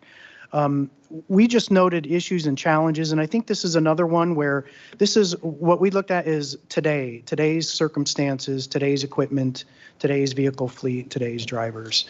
And right now, 20 to 30% of EV charging may occur at a, let me reverse that, 70 to 80% of charging an EV happens at home, typically, in residences. And so if you only tax public charging stations, you're not picking up the mileage or the electricity by those that are charging predominantly at home. Also, there are many EV drivers who don't need a public charging station. They might plug in there for a short while just as convenience or to use the parking spot. But the number of EV drivers who use public charging stations, there's a segment that they don't use them at all. So there's a bit of an issue there if you're trying to capture all users in the user pays. Probably the most noteworthy one, at least in our observations, was the social equity impacts. That people that don't have at-home charging stations are more reliant on public access charging, either shopping malls, charge stations, or potentially at work. And they would be the ones that would be impacted the most. And so that typically falls on renters. Maybe they can't make their own upgrades because they don't own the place. Multifamily residences. And in warmer climates, people that don't have garages or that they're not equipped or they can't afford to install their own at-home charging station. So the issue is whether taxing electricity at public charging stations would disproportionately impact that group of drivers. You can see there are some other ones. The one I want to mention, which is clearly a snapshot in time, but that is technically it's the efficiency measure, but it has to do with the legacy equipment that's out there right now for public charging stations and the different business models that they're currently operating under, which is kind of a mixture. Some of them are subscriptions, some of them are session charges, some of them do charge by the kilowatt hour. And at least, well, more than half of them probably have no capability to pass those charges, electricity tax charges, onto the drivers themselves. So it would fall on the owners of the charging stations. That might be okay, but in a lot of the early deployments, these charging stations were installed as public-private partnerships where the owner-operator is bearing all the cost risk and there's no ability to pass that on. So that would probably be a complaint of theirs. And I'll just pause there for questions or comments. Bill Thomas, RTC Washoe. And I don't know, Marie, if you have this or not, but what's the rate right now? Like 14 cents, 15 cents a kilowatt hour? Is there, just to get perspective on the 0.02 cents, how it relates to what people are paying. And the second question on that is how much does that generate in dollars? Like a Sure. So I mean, look, it also goes to residential versus commercial. So, your residential customers between 9 and 11 cents per kilowatt hour. That's if you're doing a standard flat rate, but you can also have a time of use where that can get down to 4 or 5 cents. But from a commercial perspective, those rates vary based upon your load. So that can be 5, 6, 11, but depends on if you demand charge. I hate to have the completely, it depends, but it does. But the 2 cents per kilowatt hours is a pretty significant, but it goes back to his point is that most charging happens at home where we don't have access to that smart charger. So we don't have a meter that you could do revenue or tax grade charging on. So I don't know if that fully answers your question. So just on the 0.02, how much does that generate? Do we know? If you had that on residential, I guess. What's referenced here? Looks like 0.02 cents. Right. So I mean, at 11 cents, it's about 20%, but like it depends on how much you're driving, right? So everybody's driving habits are different. So it's based upon. Just like a rule of thumb, is that like $10 million, $100 million annually? That. I'd have to whip out my Excel to put that into a model real quick. We may have some information that can shed light on that. We'll look into it. Jeff, how'd you determine the 0.2, is it 0.2 cents or 2 cents a kilowatt hour? It's 2.6, I'm told. 2 points. But it's arbitrary. So that's like what Iowa did. So, they just set that. So they picked a data point to tax, and I mean, right? To me, that is way too high, considering kind of how we have all of our other taxes in statute. Every one of our special fuels, and electricity would be considered a special fuel, is based off a diesel gallon equivalent. So diesel, which has the highest energy, is taxed at 27 cents by the state. And then everything else just kind of falls in line depending on its diesel gallon equivalent in terms of energy. When you look at the diesel gallon equivalent of a kilowatt hour, it takes 40.3 kilowatt hours to equal the same energy that's in a gallon of diesel. So when you take that and compare it to 27 cents, you're talking about 0.68, so 6.68, sorry, let me see if I can do this again. 68 mils. So we'll call it 0.7 of a cent. I'm going to round up. So it's under a penny, which I think is what we should be looking at, what that true charge would be. So I think what's important on all of these is that we had to start somewhere. And as Marie said, we used an example that was in place in another state. So all of these are based on a number to get, whether it's something that we based on another state, whether it was something to get us to the 100 million, right, in a certain time frame. So there's a basis. And it was in the briefing book this month again, because they attached all, like with the adjustments that were made, what we're going through is in the back of the briefing book as an appendix. It was also in last month. And none of those are set. So to your point, Paul, anything that we come out of this with, we're going to be talking about what those levels should look like. And we're trying to get an idea of how much and how long it would take to generate certain amounts of revenue. To Bill's point, to Jeff's, and I think, and yours is slightly different, it would take a lot to generate any revenue out of this source. Yeah. And there's some social equity implications associated with that. Definitely today. And I mean, I do think there are some solutions around this that I'm happy to talk about later. But I mean, I do think when we are looking at these different tax rates, we should look at what we already have in place, in the state with how we already do things and not try to depart too far from where we're at.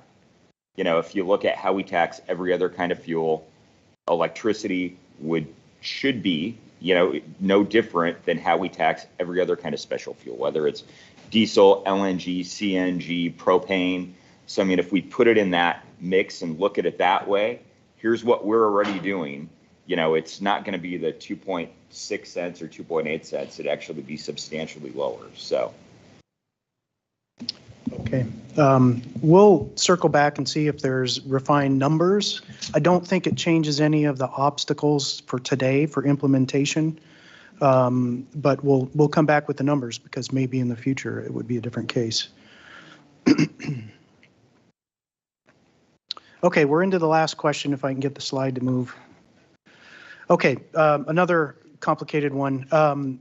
Colorado has imposed their new parcel delivery fee.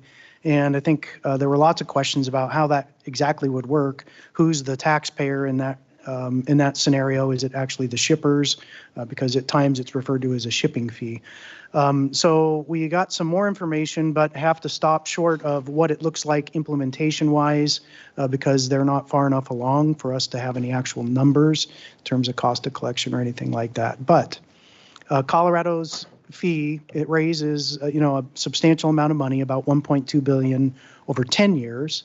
It's a 27-cent delivery fee, and it applies to orders, including orders made online, which also includes restaurants, so Grubhub and places like that. The fee is assessed on the purchaser, but it's collected by the retailer. So the shipper is not directly involved unless they happen to be a Grubhub collecting, I guess, the money. And it's applied just like the state sales tax. So if you have a state sales tax, then you already have the mechanisms in place to impose an additional fee. In Colorado, the fee only applies to tangible personal property. And I think probably per usual, the retailers remit the fees along with their sales tax proceeds to the Department of Revenue, Colorado Department of Revenue, and then they in turn remit an amount to, I think it's their, it's a transportation-related fund that they have. But first, they also deduct their cost of collections, which includes administration and enforcement. So short answer is it's operates very similar to the sales tax. Or is it designed to operate? We'll see how it plays out. Jeff, is it a flat fee or is it a fee based on how far the delivery? In this case, it's a flat fee. Yeah, flat fee. Okay, any other questions?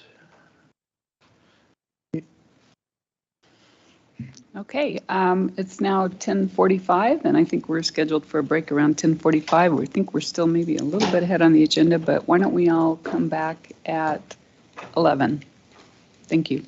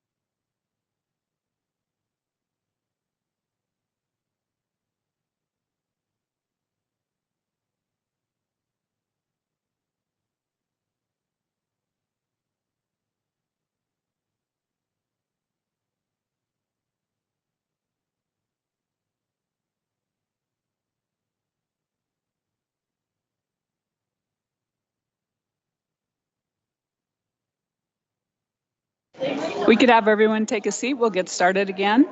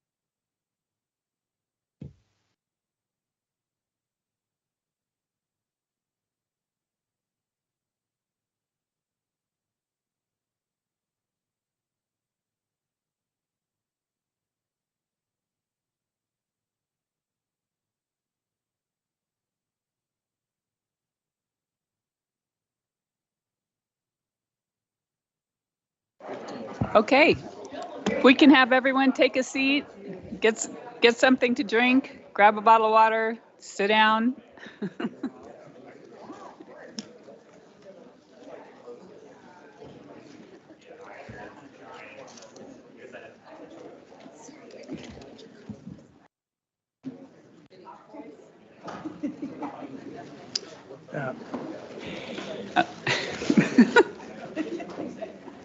Okay, this fell asleep. I'll be right back. It fell asleep.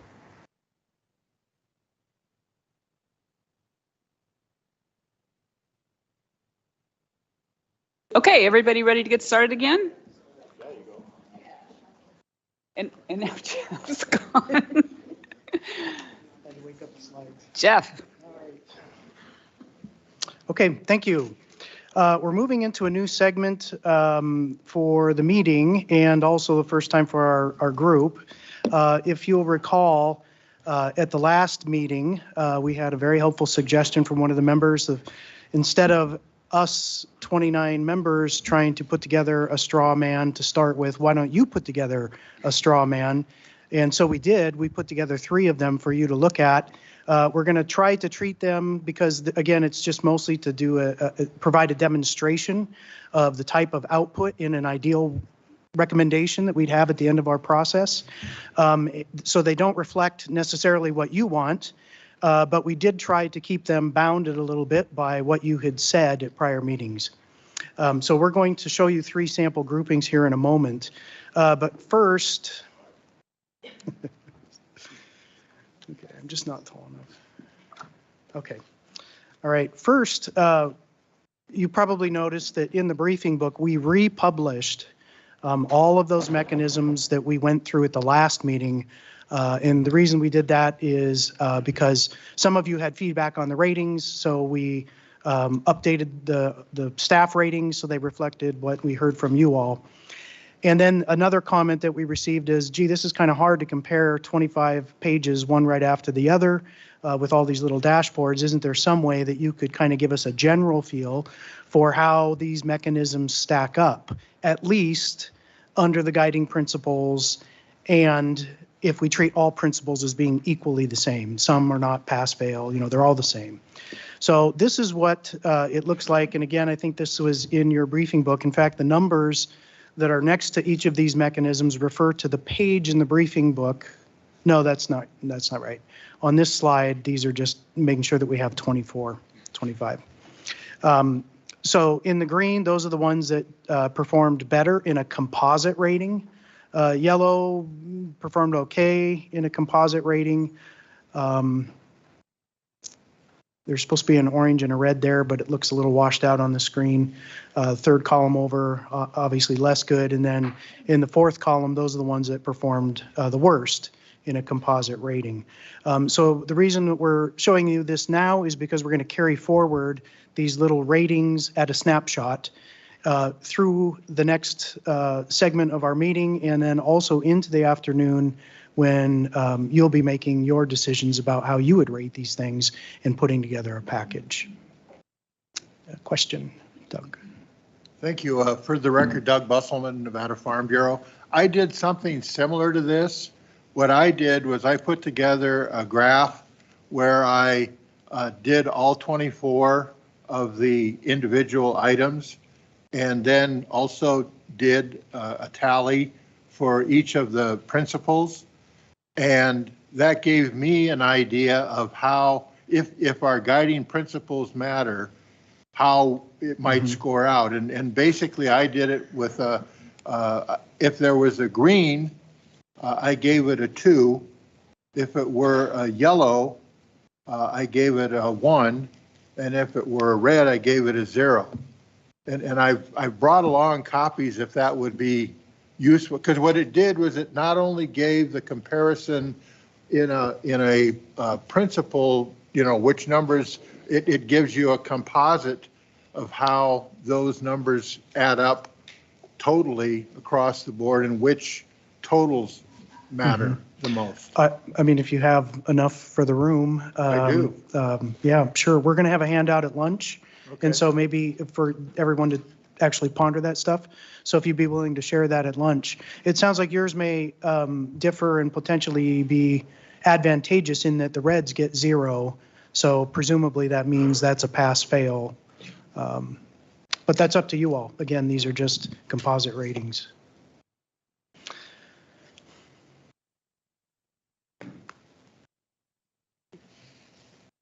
Okay. We had really robust discussion and deliberations at the last meeting.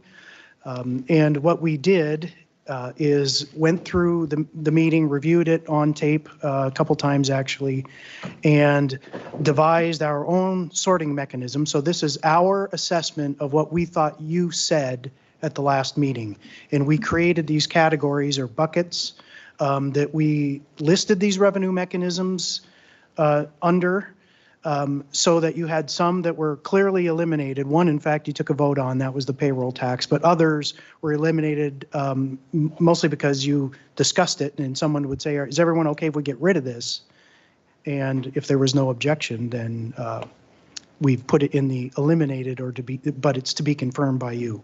So at some point before we adjourn today, we hope that you'll take a second look at this list. You'll have it again at lunch, and then if you want to amend it in any way, that would be fine. And if we can at least confirm this was our starting point. We're going to use it as our starting point, though, for the exercises and the information to come. So what you see is everything to the left are still in play as a statewide revenue source. And then the next column over, you have 2 categories. One are things that you thought would be perhaps better suited for local revenue sources, or in some cases, locals are actively either collecting or working on proposals for that. And then below, we have one that we created called In Reserve. Weren't quite ready to let go of them. Maybe they didn't have majority support, but there was enough interest to keep them around if needed, so that when you get into the final stages of your deliberations, if you need a new mechanism or a certain amount of funding, that you might want to dip into that. And then over to the far right, the column are the ones that had very little support, at least based on the discussion that we heard, and the ones that you basically eliminated. So I'm just going to pause there and get some reactions before we move on in the presentation. You'll have another chance, by the way, at lunch, because we'll have this as a handout.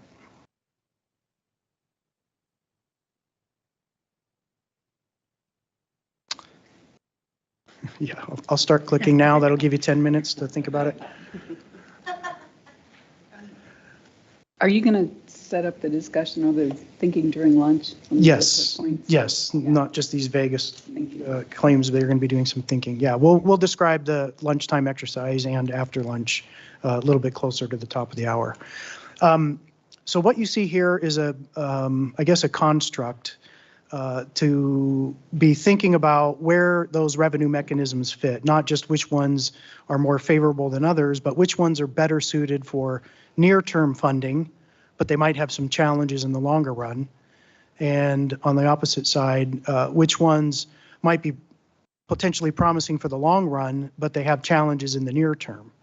So we'll be asking you in the afternoon to be putting revenue mechanisms in those boxes.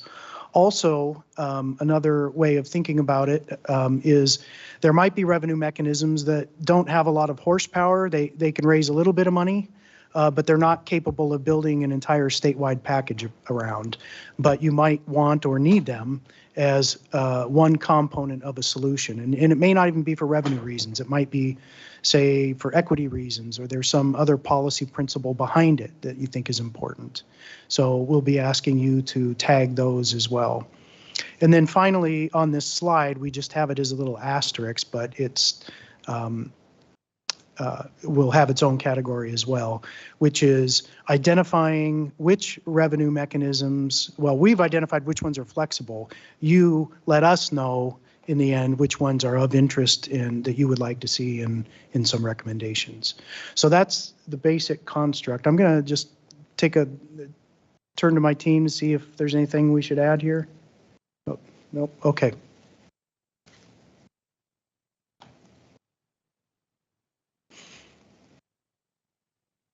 This is so exciting.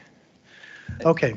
As you bring that up, can I ask a quick question? So Sure. the asterisks at the bottom, flexible revenue mechanisms, can be used for any transportation purpose. Does transportation in that context include transit, or strictly it does? Okay. Yes, intended to include transit and any other transportation purpose, including active. All right, here's a little bit of leaning forward. We have done. We've taken those revenue mechanisms with the composite ratings as adjusted by you and have plotted them, sort of a preview of where we sort of thought they fit, but this is not the edited list. What we want to come out with today is a much shorter list of where those things fit, and hopefully, you know, not more than 3 or 4 or 5 per quadrant. Because what we're going to do is take it into the next phase of analysis, not only financially when we come back to do some right sizing and talking in more detail about rates, potential rates. Now I've lost my train of thought. We'll be talking about right sizing because, yes, packages, yes. It's not just the rates, it's the total amount raised. Sorry, I'm so preoccupied with the clicker. Okay, now what we're going to do, these, by the way, were contained in the briefing book. We've tweaked them a little bit, but we're hoping that this is interesting and interactive. The intent here is for, I think each of us are going to take one sample. We're going to describe for you what we created just to get your reaction. For this session, we mostly just want to answer questions about it. We're not really wanting to debate it yet. That's what we want you to do in the afternoon, is when you see a demonstration of, you know, how a package might come together, for you to make the decisions through a exercise that we have. And then we can get into the debates about why this, why not that. So for each of these samples, we have a near-term funding grouping. We then have identified flexible funding sources that could fit into a package, and then per AB 413, making sure that we have long-term sustainable funding sources identified as well. So these are the 3 that we came up with, and I think we'll move into that, and I'll go first. No, wait, we have more. Travis, do you want to explain the graphs that they're about to see? I can try to click. This is the setup, and when I'm done and hand it back to you, I think I'm going to go click from the computer since we have animations coming up. Oh, do you don't want to try that? Okay. I'll just do it directly on the machine so that we don't have the lag. Okay, fail not at your peril. So we wanted to set up each of these 3 packages by looking at how does it address the revenue problem fundamental. That's the fundamental problem that these packages are meant to address. So what you see on the screen now is current policy, and it's like a sedimentary layer chart, I guess. We've got 7 different revenue mechanisms that currently provide funding to the State Highway Fund. And what you see is how much revenue is generated over the last 10 years from 2010 to present, and then the expected revenue over the next 18 years or so out to 2040 on a per mile driven basis. One of the most important inputs to a financial model that estimates future revenue, because so many of the revenue mechanisms are based on usage, how many miles will people drive? So you basically take the number, and in this case, it's right about 2 cents a mile. That's about what it's been. It's declined a bit over the last decade. It got plussed up by the addition of GST to the state highway fund a few years ago. So now it's right at about 2 cents per mile driven in state tax sources that comes into the state highway fund. And it is expected to stay slight decline, relatively flat, when you add all of these 7 sources together. So from bottom to top, the excise gasoline tax, that's the state portion of the diesel tax in orange, motor carrier fees in yellow, vehicle registration fees in light blue, driver license fees in green. There's a little gray wedge on top of that. I don't know if you can see it, but that is the index portion of Clark County fuel tax that comes to the state highway fund. And then lastly, on top of that, the crosshatch is GST. So a style note is that anytime you see crosshatching in the remainder of our presentation, that is technically a flexible source of funding. GST is currently statutorily dedicated to the highway fund, but not constitutionally, so it could be changed at any time. So anytime we put a flexible funding source, it won't be a solid color, it'll be a crosshatched color. So you might look at this and think, well, you're getting 2 cents a mile till 2040. What's the problem? The problem is inflation. Next slide. The inflation adjusted revenue per mile driven looks more like this. So as recently as 2010, it was a little over 2.5 cents per mile in inflation adjusted 2022 dollars. And by 2040, it'll be just below 1.5 cents per mile driven in inflation adjusted dollars. And interestingly, the two inflation adjusted or virtually inflation adjusted components are the top two, the GST, which is crosshatched in blue, and then the indexed portion of fuel tax that comes to NDOT, which is in gray. So if you didn't have those two, you'd be hovering down around a penny a mile by 2040 in statewide highway funding, state sources of revenue. So our challenge in the packages that the three of us created was to address not just the future gap, but also the current gap. So in order to address current need that's unfunded, you need about 4 cents a mile, and you're right now at about 2. So you basically need to fill in all the way to the top of the chart and then some from over the entire time horizon of today to 2040. So our challenge was to try and get there in a reasonable amount of time and have a combination of revenue mechanisms that helps level off the revenue that the state is getting inflation adjusted per mile driven over this time frame. Questions? Yeah, this is Craig Madole with HEC. On this, one of these, I see that the Clark County fuel revenue is a significant portion of that, but all of that money has to stay statutorily in Clark County. That's right. So shouldn't it probably be best, since we're talking about the statewide network, to remove that from this consideration? So, you know, it's interesting when you think about, because we have all sorts of other considerations. And when you start talking about our total fund source, if you include the federal funds, of those federal funds, there's some that can only be spent in communities that are 5,000 or smaller. So you could certainly pull it out. We are certainly spending that money here in Southern Nevada. We've bonded against it and, to deliver both Tropicana and the Centennial Bowl. Overall, it's part of our funding package. It's part of how we fund the program in Southern Nevada. So I mean, you can take it out, but it's sixes, I think, a little bit. So Then my other question is the 4 cents that he just discussed, saying, hey, that's the need. Is that the transportation existing? Is that the highway fund network, or does that include the expansion to consider things like what Brad was just talking about, transit for NDOT to get into the transit business? that's just our NDOT 500 million. It doesn't include anything additional to help support on a statewide level.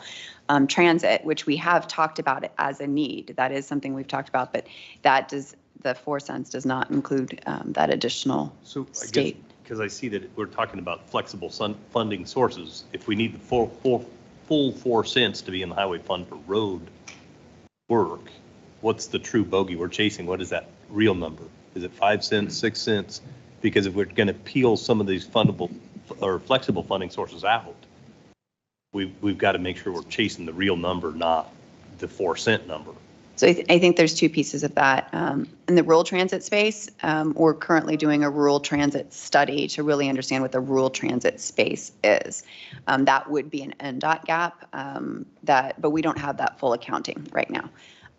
In terms of the urban transit space, I don't think either one would turn away any money, but I know that Southern Nevada is actively working on looking at what their needs will be and how to generate that revenue. And I know Washoe's having a conversation about their revenue and their future system as well. What we've been talking about here is we need to address that $500 million gap at NDOT. I know that we will not be able to fully be sustainable in that space with our current land use patterns, and unless we can figure out how to move people on our urban transit system. And so to the extent that we can make recommendations that it seems like something that we want to do, to also do a plus up. So this is what we need, that 4 cents, Craig. This is what we need to shore up the state transportation system. And we should consider these land use things. And if you really want to make sure and ensure the sustainability of the system, we need to do some urban transit funding as well. And that, I think, is a conversation we're still having. And it may be those recommendations could be, as an AWG, we support these items to consider for urban transit, which include our own ideas as well as the work that the two RTCs are doing. So they're working on something, and I think it's a yes and that we support each other in those efforts. I don't know that their work will be done, and I'm pointing at MJ because I know they're actively working on this space. So I don't know if their work will be done in time for our final recommendations and report, but I anticipate whatever that is, we will likely have to support it because our system is not going to be sustainable unless we can find a way on a statewide level to somehow support urban transit.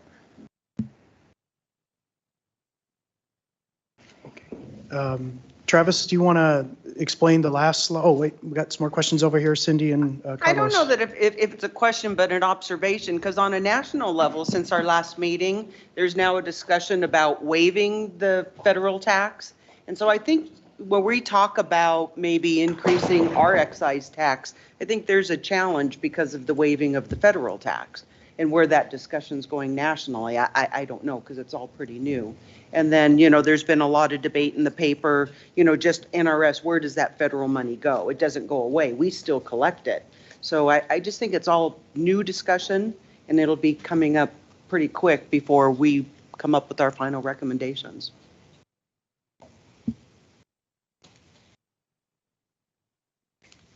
I think Carlos, did you have a question? Oh, I probably just saw his mic on. Okay, but yes. Kathleen. Yes, Kathleen Taylor for the record. Has there been any discussion in our previous meeting regarding engaging the private sector as a potential revenue generating source for transportation and transit projects? And what I mean by that is, if we look at the trajectory of economic, workforce, and business development in Nevada or even nationally, then we will see that the growth is going towards technology and innovation. Perhaps having a conversation with tech companies or innovation companies that have technology that is in alignment with transit or transportation services, maybe approaching them for fundraising donations towards a technology, a transportation transit tech fund, and that money from the private sector can then be distributed accordingly to need throughout the state of Nevada, and that could be a potential revenue generating strategy within itself. Because what since the inception of the group and since our initial meetings, the conversation has been driven more towards taxation, raising prices for A, B, and C, more consumer driven, but very little conversation about the private sector with fundraising initiatives. So those are my comments. Thank you. Okay, thank you. I think maybe what we should do is add that to our list for next month and come back and talk about public-private partnerships, maybe broadly, and then more narrowly to answer your question, or maybe not answer a question, but provide some information, whatever we can find on that, if that seems okay. And if you could, pardon me, Kathleen Taylor for the record, if you could also potentially research if there have been states that have engaged in the tech innovation sectors or industries as it relates to transportation and transit, that would be wonderful as well. Thank you. Thank you. Okay, we have one more slide before we get to the Shark Tank. Travis. Oh, wow, how'd that right. happen? So this is taking all those color-coded layers and just turning them into one color. So this is sort of the starting point that you'll see when Andrew and Jeff and I walk through our 3 examples for the Shark Tank here. This is what we started with and we're trying to build on. And I just have to mention, we did all of this before oil was $125 a barrel, so apologies. Yeah. Oh, that's why it's working. Okay, thank you. Thought I had the magic touch. Okay, the first one up is sample package number 1. I'll cover that one. And collectively, over about a 6-year period, that's just for our illustration purposes, that's how we've defined near term is, what can we do in 6 years? At the top line, this is what it does. It would raise about $620 million. This is all new revenue, by the way. We're not talking about existing revenue. And of that, more than half of it, just over half of it is flexible. So how does that happen? In this example, it begins with a one-time 10-cent increase in the gas tax.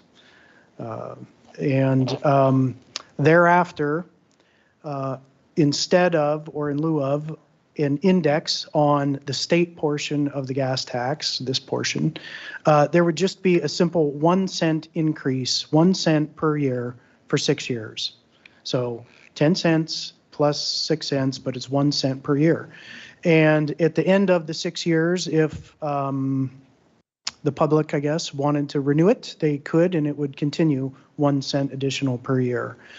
So you can see that it raises primarily from the 10-cent initial gas tax increase. It raises about $140 million in year 1 and topping out to about $210 million in year 6. So of the overall $621 million, it's about roughly a third of the revenue. The second component of the state highway funding for the near term would be a model year based registration fee. We've also referred to it as an age-based registration fee, except the wrinkle that is contained in this one is that the groupings, the years that the fees will be based on what year your car was subject to CAFE standards. So it's easier to explain in an example. Certain CAFE standards, the most stringent ones, apply model year 2017 to 2025. So if your car is model year 2017 to 2025, you'd pay $45. Now, why would we use the CAFE standards? Because the vehicle's fuel efficiency, presumably, at least on the fleet basis, is greater. So therefore, you're going to pay just a little bit more in a vehicle registration fee. And then it ratchets down to the other 2 levels so that if you are a pre-2009 vehicle, model year vehicle, you'd only be paying about, I think it's $15 additional registration fee. So this concept was intended to make sure that everyone of a certain model year is paying a little bit more and not just based on the engine technology, electric vehicles or hydrogen fuel cell. And also that the people who drive older vehicles, which tend to be disproportionately moderate and lower income, aren't paying as much as the people who are buying brand new vehicles. So that was the first component. The next component is on the flexible transportation funding side, and I have to note that flexible also means it could be used for roadways if the legislature so determined. But this would be an increase in the existing GST. So a 0.2% increase in the statewide GST would raise about 179 million in year one. By the end of year 6, about 230 million. So now that's another third of the total package that's coming, in this case, from a flexible source that's paid by vehicle owners. And because of the way that the tax works, it's like a property tax. Those that have the most expensive vehicles would pay proportionately more. At least, yeah, they pay proportionately more, just like they do today. And then the third component here under the flexible transportation funding is a shipping and delivery fee. Conceptually, it's the same as Colorado's. In this case, it would be 50 cents for goods delivered by a vehicle, unless the vehicle was a zero emission vehicle, in which case it would be reduced to 25 cents. That's a structure that Colorado has put in place for ride shares, but they didn't do it for delivery vehicles. Again, flexible funding, and it raises about 67 million per year. Okay, and then the last component of this for the long term is a road usage charge. And in this case, because it's not quite ready for prime time system, we didn't estimate any revenue within the first 6 years. In fact, it would allow Nevada to explore some of the issues with either implementation, cost of administration, or the policy design of a road usage charge in the near term, while still pursuing it for the longer term. Okay, so that was the results of the first sample package. And then Justine, if you want to show how that stacks up in terms of the revenue, there's the gray revenue, which is the status quo or the existing revenues that Travis showed you. There's the fuel tax, and then that's the model year registration fee.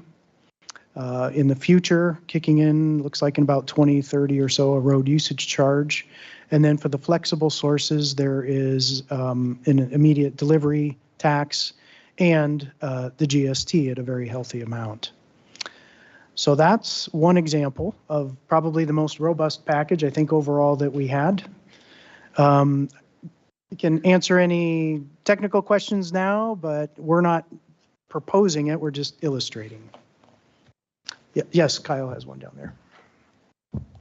Thank you, Kyle Davis for the record. Just a question on the road usage charge when it comes in there. So the design is that the road usage charge would layer on top of all of the other funding sources. It wouldn't replace anything. Yes, in this design, yes. Okay. Yeah.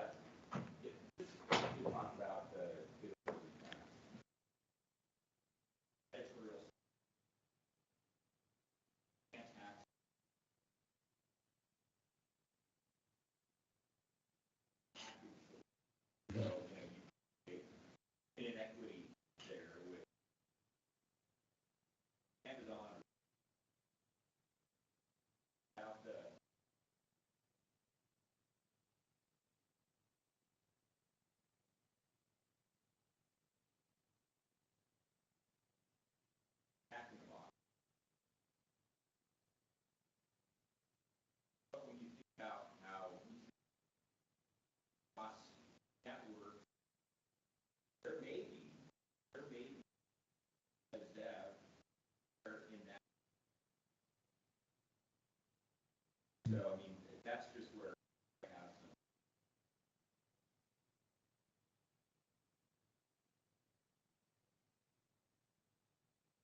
If I'm doing last mile delivery,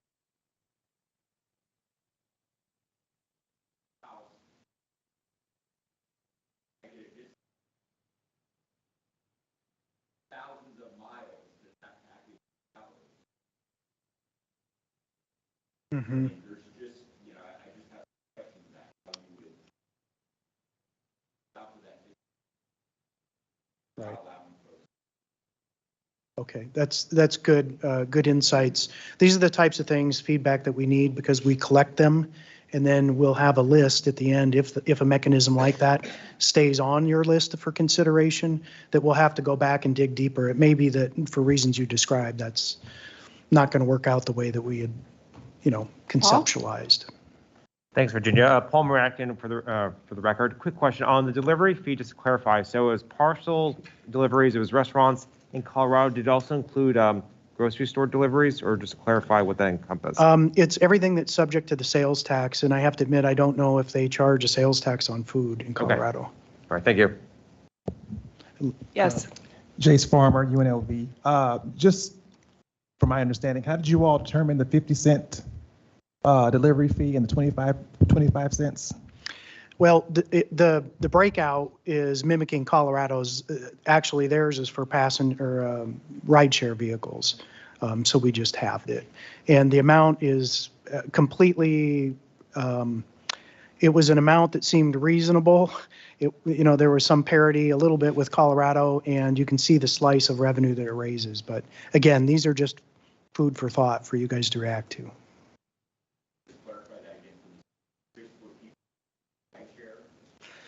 No. Colorado's tax gives the ZEV break refund or rebate just for passengers. I just created and said, well, what if we did that for the trucking industry? So it sounds like that may not work. I'm sure we can have folks that can make Yeah. have that last mile. Yeah.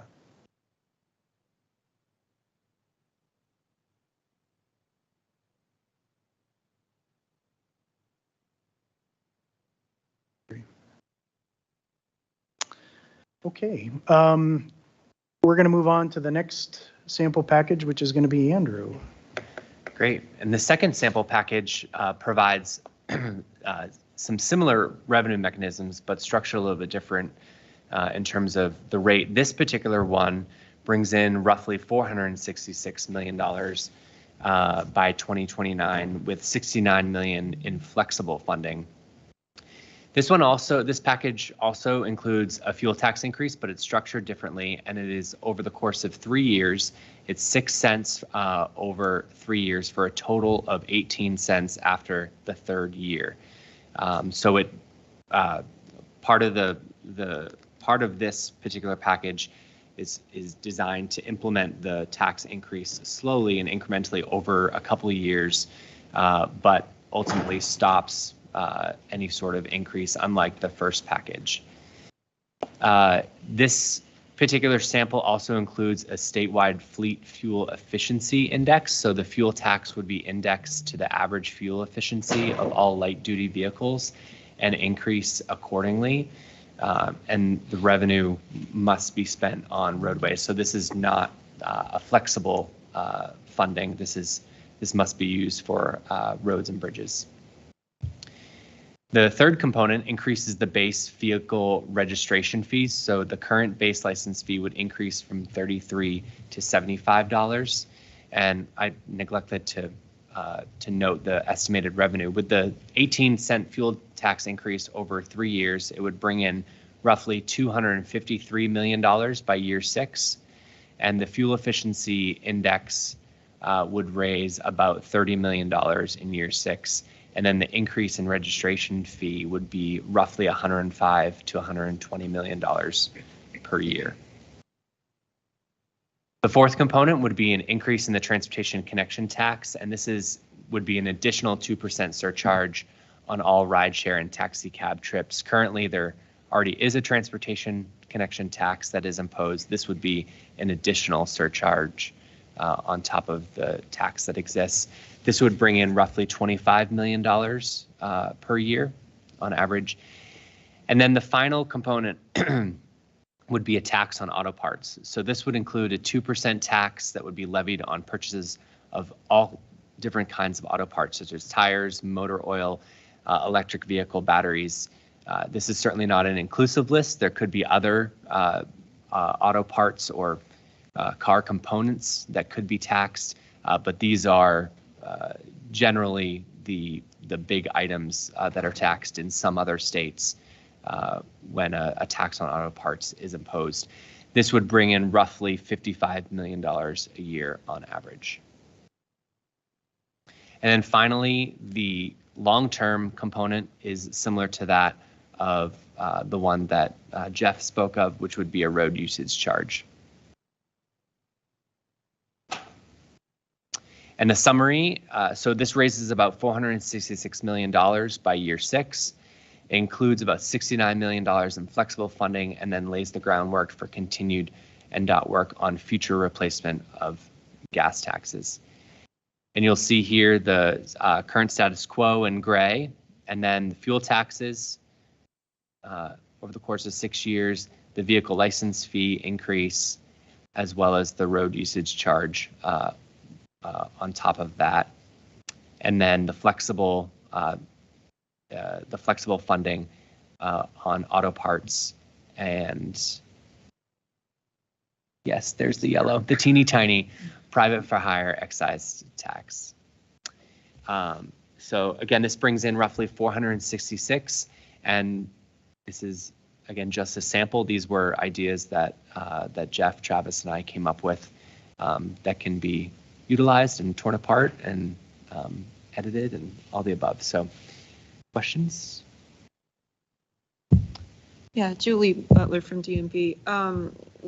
With respect to statewide fleet fuel efficiency indexing and indexing to the fleet fuel efficiency, what was envisioned for calculating this?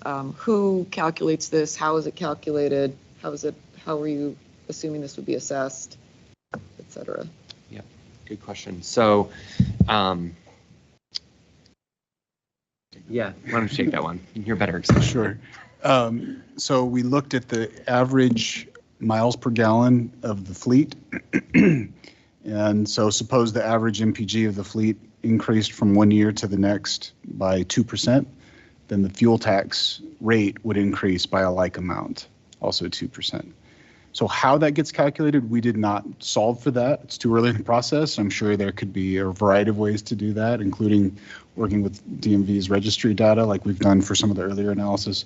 But that's the fundamental concept, is that if the fleet miles driven per gallon increases by X%, the rate of fuel tax increases by the same percentage amount. There are some states that do. There's one state, Georgia. Right, and Julie Butler again from DMV. So we don't currently collect MPG in terms of registration. I think we could pull that information in terms of like an ad hoc report, like once a year, but to actually collect that as in that it would be a new field in the database if we were to collect MPG in terms of like an annual registration type of thing. And then we start getting into dollars and fiscal impacts for the department when we do that. Another way to do it would be to take the aggregate VMT that's measured by NDOT and divide it by the number of gallons that are taxed. So that's an easy aggregate measure of VMT. Excuse me, of MPG. Other questions on sample 2? Kyle? Thank you, Madam Chair. Kyle Davis. On 2 points. One is, I think another way of doing that might be cleaner is indexing to total fuel consumption in the state, because you do know that number, and if that goes up, that goes down, you can make that adjustment. The clarifying question that I had is on this auto parts tax. Is that something that's been done in any other state? Yeah. Yes, there are other states that impose a tax on various auto parts. Sometimes it's defined in some. Sometimes certain states only tax certain auto parts, so it's different in each state. But there are some states that do that. Just a comment on your first comment. We tried the indexing to total fuel consumption, and it led to a decrease in the tax rate and a decrease in revenue, which didn't help us solve the problem we were trying to solve. Yeah, and it might at times, and then other times it will go in the other direction. Right. Just like, I mean, that's similar to how when we index to inflation, you may not have inflation, you may actually have prices lowering, in which case it would work in the opposite direction as well. Thank you for the question. Virginia, I have a follow-up question to that. Are you able to say, given that the price of a tire would vary, what that looks like in terms of a per tire kind of tax? We get a sense of how that might impact someone who, we don't want to disincentivize people replacing tires. I think you mentioned that. That would be a good one for us to look at. Maybe next month we can come back with some, motor oil, tires, windshield wipers, and just give an illustration, at least at that level, if that's helpful. I think that would be helpful for us kind of figuring out the impact on, whether or not it's kind of regressive or not. Get a sense of that. Thank you. Anybody else? Paul? Madam Chair, Carlos Gomez for the record. And auto parts, tires, oil, and everything impacts directly to the low-income families. Also affect the industry, construction industry. We had so many pickups, trucks, everything. So that will impact overall to the base, to do business in Nevada. So we will oppose to that. Thank you. Paul? I wish Peter Kruger were here, and I know I've had conversations, I think, with Julian and Angela about this. I think there's already a tax on motor oil on some of these things in Nevada. It's just very difficult to collect, and I mean I think that's been an issue that maybe the state isn't collecting it right. Julie, I mean, you can kind of provide some background on it. It has something to do with the lube oils that you buy that are prepackaged versus what you get like at the retail, like Jiffy Lube or like those kinds of things. Some sort of disparity between what Department of Agriculture assesses and then what you buy, like if you just buy a quart of oil at Walmart or whatever, and it's taxed if you buy it at Walmart and it's not. And that's all I don't know a whole lot about it, but there is that disparity. And so I know Peter has raised that in the last legislative session as an issue, wanting to repeal it off the lube oils that you buy like at Walmart or.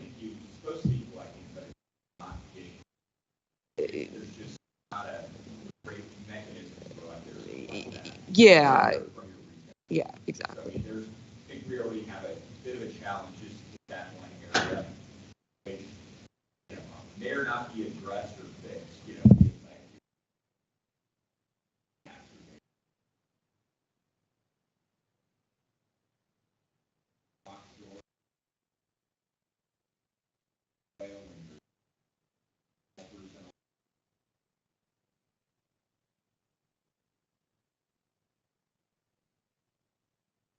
Anything else on example 2 before we move on to example 3? All right, sample 3 generates 500 million in new revenue by the end of this decade, of which 140 million is flexible. So the near-term components of that, we went big on fuel tax, 15 cents in year 1, and have it indexed to both fleet fuel economy, as Andrew's package contained, and to inflation on the statewide component for the non-Clark, non-Washoe counties. The inflation index would apply outside of Clark and Washoe. The fuel efficiency index would apply everywhere. This concept is a reflection of one of the 2 concepts that was specifically called out in the AB 413, which is the NRDC inflation and fuel economy indexing. It's a variation of it, I should say, as Kyle pointed out earlier. Another way to do it is to index to total fuel consumption. But like I said, we did that and revenue went down and we were trying to get it to go up. So we indexed it to fuel economy instead. A second component is an increase in registration fee based on miles per gallon. So philosophically, this package has the first component is addressing vehicles that largely consume fossil fuels. The second component is aimed at more fuel efficient internal combustion engine vehicles by having a graduated tax, and we discussed it during the Q&A earlier today.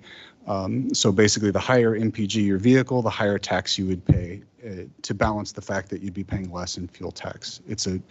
It's a blunt instrument because it's a flat amount per year, but it increases from $30 for vehicles below 20 miles per gallon up to $60 for vehicles above 40 miles per gallon, and it generates a little over $100 million per year.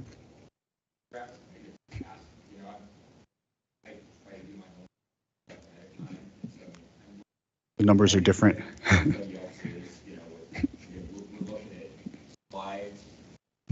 Yeah.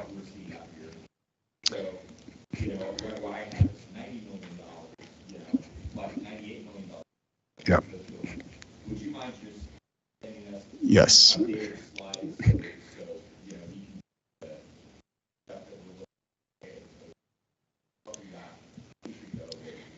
Yeah. Some of it's changed a little bit. Some of it's changed considerably. We'll certainly get you the updated version. We QA'd and reran the calculations for today's presentation. Unfortunately, the reason it went from 98 to 140 is because we forgot to count diesel on the carbon tax the first time around. So that's how we got it up to 140, for example. The next component is that carbon tax, which is the flexible source, which generates about $140 million per year.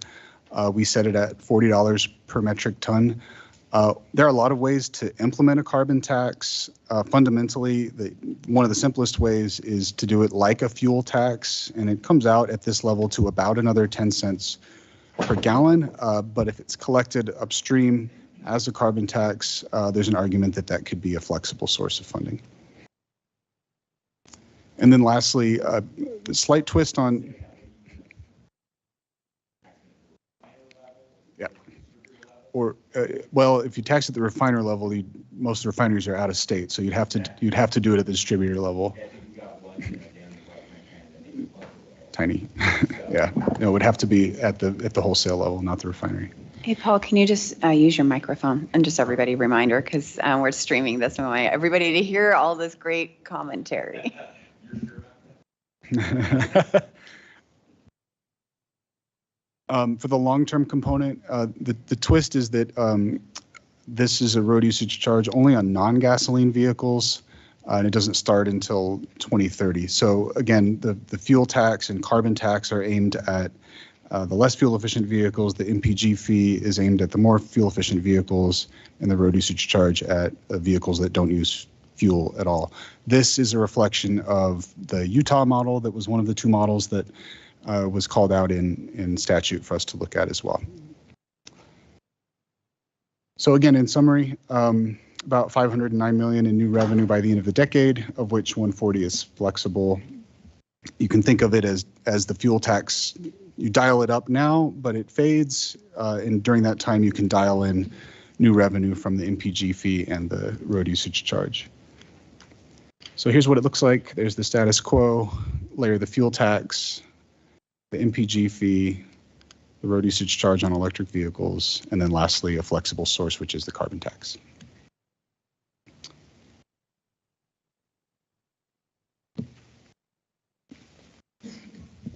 Julie Butler from DMV.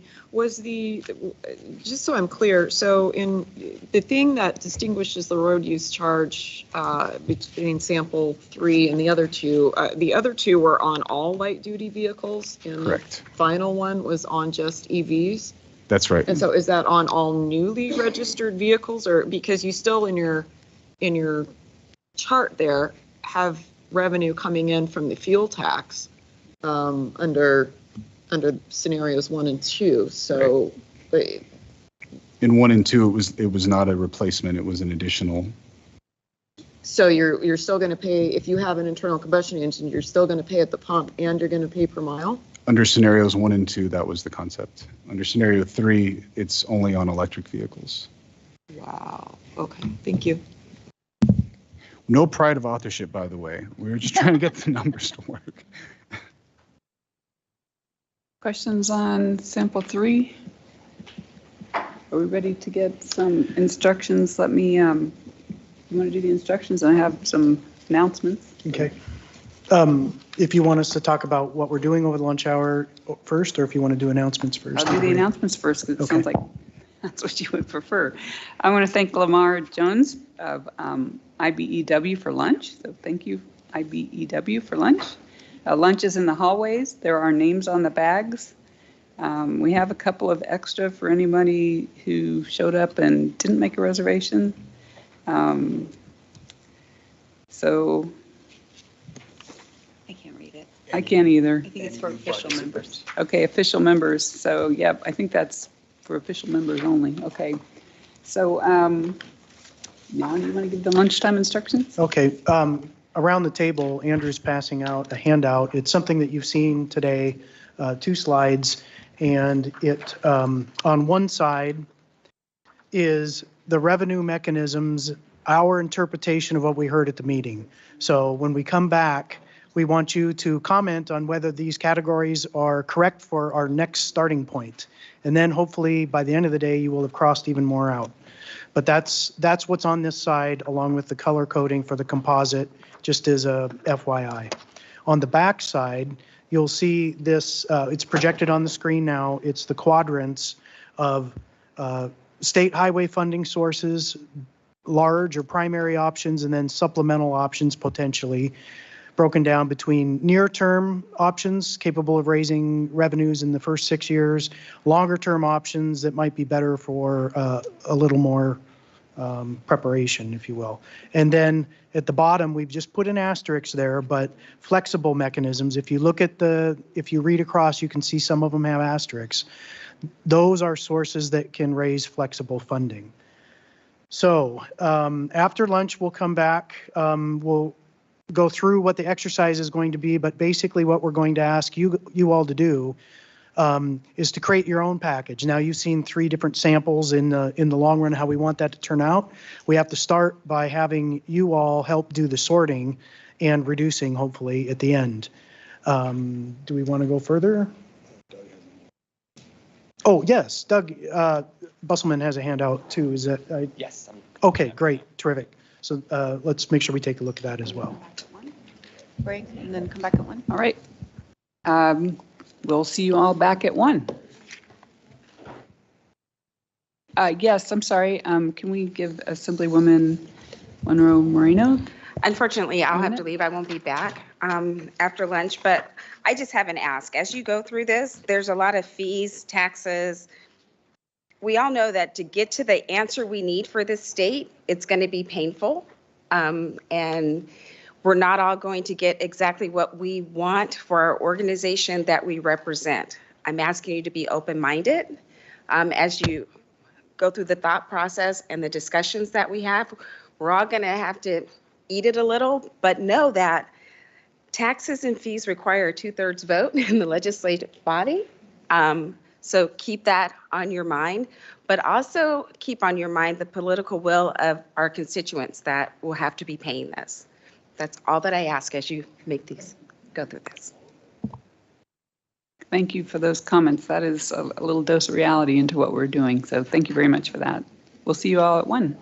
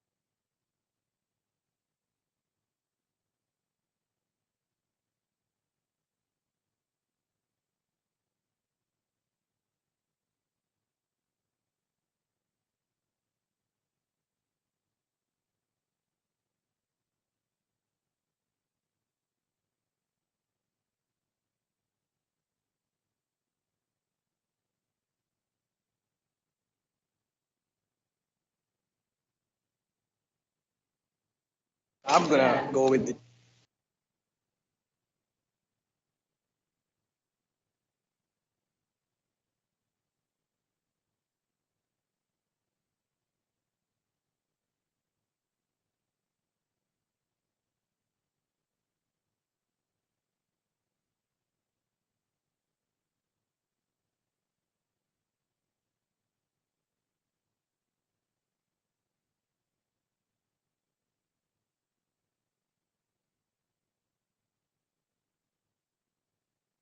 If you can just take a minute and get everybody seated, we'll resume.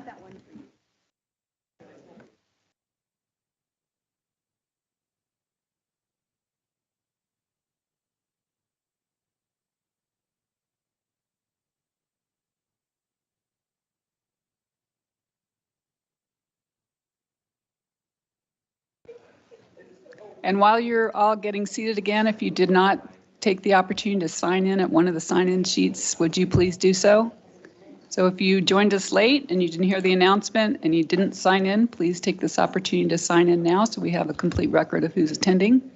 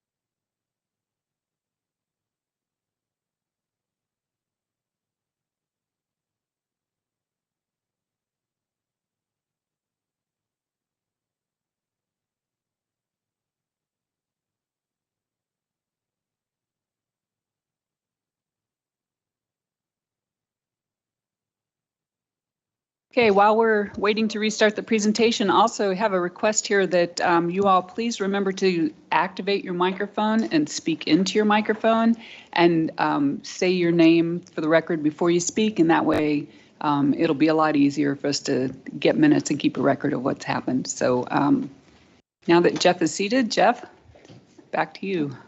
We'll call the meeting back to order. Okay, thank you.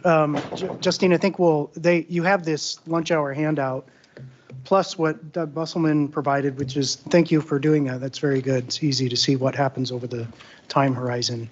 Could you, slide, go forward, please? Yeah. Another one. One more. One more. Okay. A lot of filler. Okay, before we begin the exercise, we just wanted to remind people where we've been with this group and how far along we are and what lies ahead. And I'm not talking about meetings, we're talking about progress. Up on the screen right now is the direct language from AB 413. So I'm not going to read it to you. You all probably remember it. We spent time in the fall going over it in a lot of detail. In fact, the next thing that we did is in September, I think Christina mentioned it was, we adopted, or you adopted, your own charter that takes the language of AB 413 and puts it in more plain-spoken directive as to what this group needs to accomplish by the time that we're done. And so what we have undertaken. Now, July, of course, was just the organizing meeting for those of you that were able to join. It was just a 2-hour online. This is how we're going to operate as a group. But in August is when we began in earnest, and we had the presentation of, I think we were calling them needs. So it was all components of the system, all system operators, owners, describing at least what they were seeing in terms of needs, not just near term, but longer term. And the purpose of that was not so much to try to hit an exact number or a certain project or program, but really so that we would have a better picture of the understanding of the magnitude of the lift that would be needed in the near term, but also in the longer term, so that we're not relying too much on small scale revenue mechanisms. September, you all undertook the guiding principles and decided what's important for Nevada and how we will move forward in measuring the various mechanisms one against the other, besides the financial component. And then in November, we basically took inventory of all of Nevada's transportation revenue sources and projected them out into the future so that you could see what that base case looks like. And earlier today, Travis showed you sort of the slides that take you out to 2040 and what would happen with each of the revenue sources that Nevada currently collects. Last month, well, 2 months ago, in January, we looked at all the options that were on the table. I think there were 25 of them, and the analysis that went along with that. And we had lots of really good discussion, which has brought us to where we are today, where we have grouped for you what we thought we heard at the meeting, which we would like to have your confirmation in some form today. And from that, we want to work from that list of where you thought things were left and have you start building a sample. Well, it won't be a sample. You start putting together the skeleton of a revenue package. Now, it doesn't have to certainly get as far as we did in our examples, certainly not today, but by the end of today, what we are hoping for is that we at least have the mechanisms identified so that we can go back and do that next level of analysis so the numbers aren't jumping around, and also so that we can begin to not only catalog the list of, okay, things that would have to happen in order for that mechanism to be viable, but we can analyze them in terms of how they meet the guiding principles. So that's brings us to the exercise for the afternoon, and Travis and Justine are going to take us through that. All right. Before I turn it over to Justine, I wanted to give you all a preview of how we designed this next exercise, which is interactive.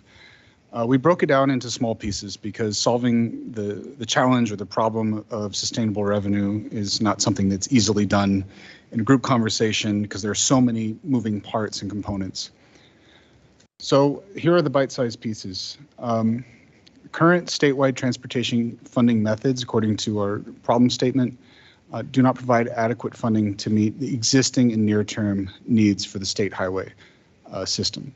So in general terms, a solution for that, or a solution space for that, is to increase funding levels now to meet near-term needs. In addition, current funding sources are going to lead to declining revenue and a gap between the resources available and the future needs for the state highway fund. So again, in general terms, the solution for that is to adopt funding mechanisms for the future as well. At the same time, there is insufficient support for state investment in non-highway modes. So again, solution space for that is to identify revenue mechanisms that have flexibility to invest in non-highway purposes. A second category is that current statewide policy does not address land use interventions that are possible at the state level that could reduce transportation needs and address greenhouse gas emissions. We won't be addressing this one through the exercise today. We're going to focus on the top three that have to do with funding. Just wanted to give you a preview of what's to come about identifying possible new approaches to land use policy at the state level next month. So focusing on the first three, we'll put them all together on the next slide. We're going to walk through issue by issue. So the first issue, again, near term, what are mechanisms that could stabilize and increase state highway funding levels in the near term, which we put at 6 years. That's kind of fuzzy. It could be 6 to 10 years. And we further broke that question down into 3 sub-questions. First, and most important for today, what are the most appropriate mechanisms to address this issue? We have 13, I believe, that are left to choose from. So we'll get to an exercise in a moment that Justine will describe for how we'd like to engage your input to answer that question.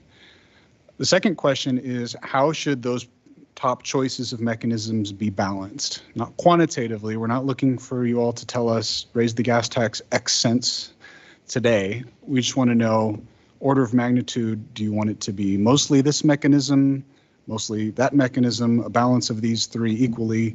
That level of input for us today is what we're looking for. so that in April, we can come back and explore with you the third question, which is the quantitative part of the question. What rates generate the needed levels, and what does that look like in terms of household impacts?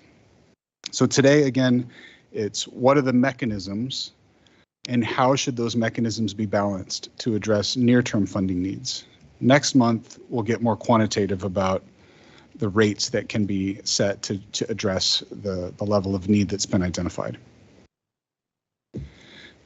Then we'll do the exact same thing for future needs, future revenue mechanisms beyond 6 years, beyond 10 years.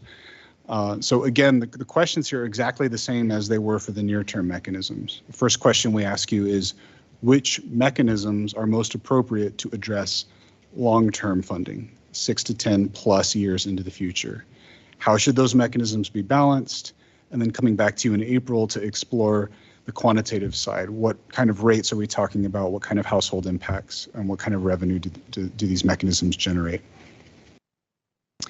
And then finally for today, the third one is mechanisms to fund non-highway needs. So this would be flexible source funding. Again, the exact same three questions. Which mechanisms are most appropriate to address this issue, non-highway funding, and how should those mechanisms be balanced? So it's 6 questions for today. Which mechanisms for near term, which for long term, those are for highway funding, and then which mechanisms for flexible or non-highway funding. And then in all 3 cases, how do you want to balance or direct us to balance those chosen or prioritized mechanisms across the ones that you identify through this exercise that we're about to have.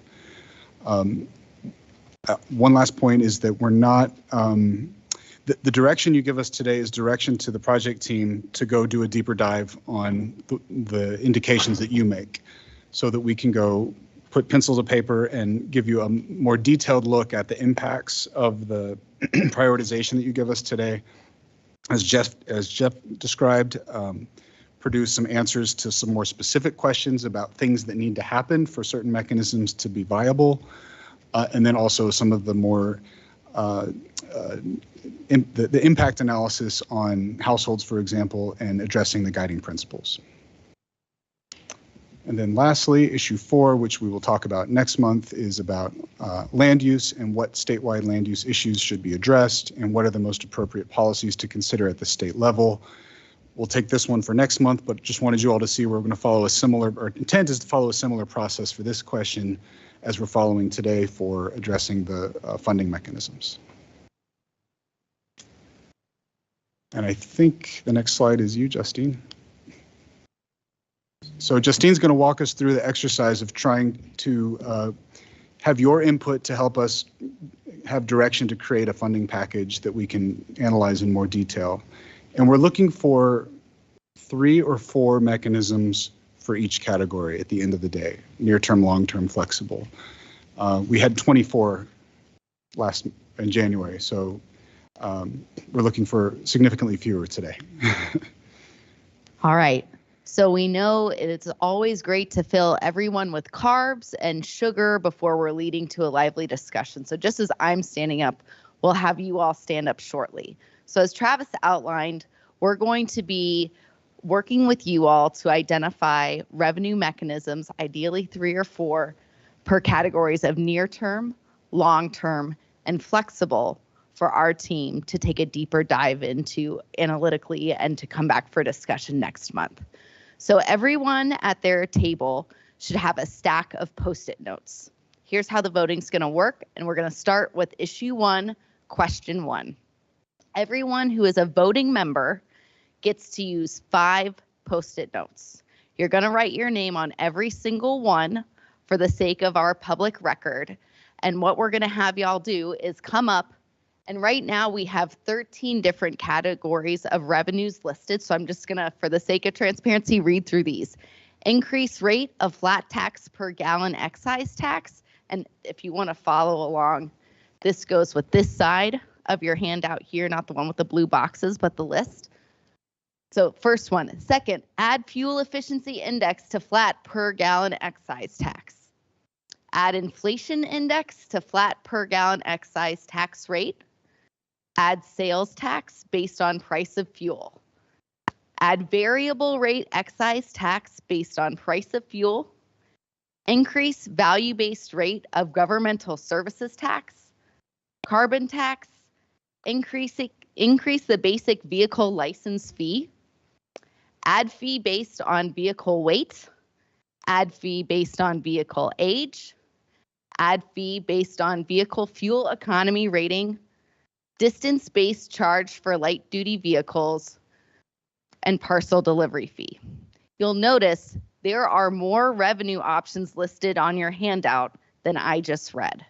If some of those are your favorites, that's why we've got this write-in category. So if you want to bring forward and recommend the team focus on one of the revenues not already listed, in addition to your name on the post-it, you're going to write that revenue source.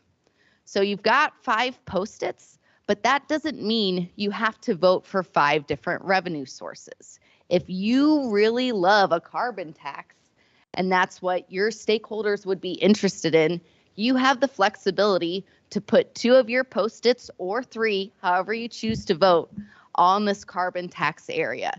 This is common to me. I'm from Illinois, vote early, vote often. It doesn't need to be 1 vote for revenue. So we're going to have you all we're focused on near term right now. 5 post-its, write your name on each one. And when you're ready, we're going to have you come and place those post-its on this wall.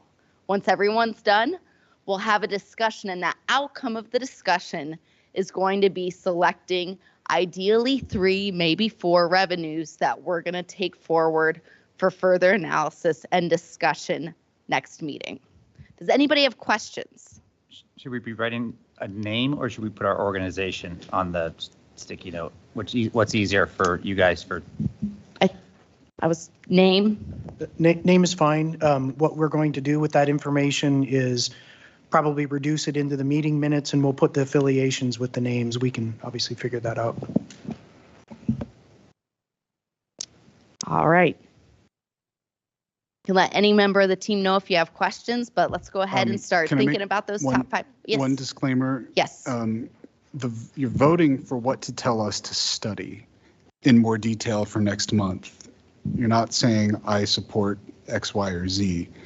This is direction to the project team on what you think would be sensible for us to devote more project resources to more detailed analysis. Thank you for that clarification, Virginia Valentine. I know some of us represent associations or public bodies, and so I think to make it clear that we're not representing necessarily an endorsement here, but something that we'd like more information on, I think is very helpful. So thank you, Travis, for that. And we are going to be having a discussion once the post-its are up. The post-its aren't there, done. We'll use the post-its to facilitate a discussion around those 3 or 4 that will be elevated for further analysis next month. MJ May, for the record, Virginia, thank you for that, because again, as I've stated previously, I report to 8 elected officials that represent the region of Clark County. So my recommendations, anything that you may see written down is simply something we'd look for further analysis. It's not an endorsement of any tax of any kind. I think it's important that make sure that Mr. Enos only has 5 sticky notes so he doesn't vote more than that.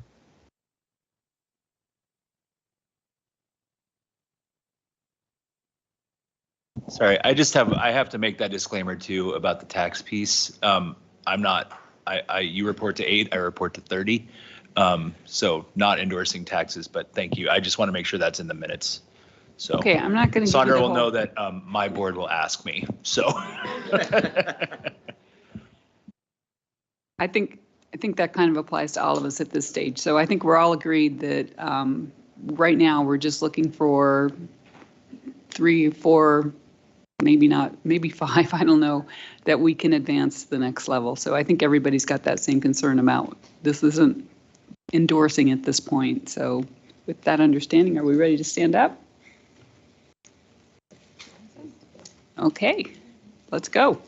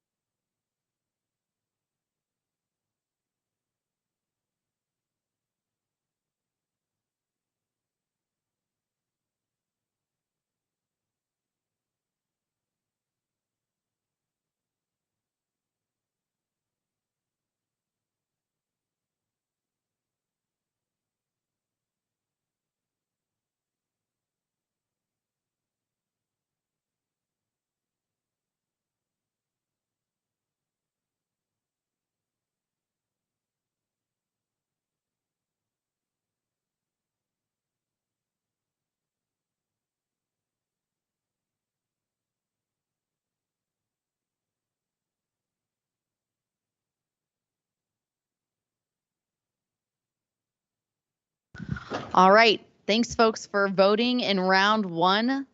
We do have some clear board leaders here that I'll read off. Probably does not merit as much discussion because it'll be more fun to talk about where we have some decisions to make. The group has some decisions to make over what revenues are focused on for further analysis. So one leader, clear from my visually, it looks like adding inflation index to flat per gallon excise tax rate. This is a true board leader here for one that's going to move forward for further evaluation. And looking visually, this one right here, which is increased value-based tax rate of governmental services tax, has the second most. So does anyone have any comments to make about either of these before we start to move into discussion over where there's more varied opinions about what moves forward for further analysis? Easy to find the consensus first, right? Okay. Yep. This is Kyle Davis for the record. I guess if you could just make one clarification as it relates to the adding the inflation index, because I put it on there as a near-term thing because it needs to be done yesterday, but it's not necessarily going to create any revenue right away. So I guess, does it still make sense as a near-term thing, even though it's not necessarily, creating a revenue, or creating significant revenue in the near term?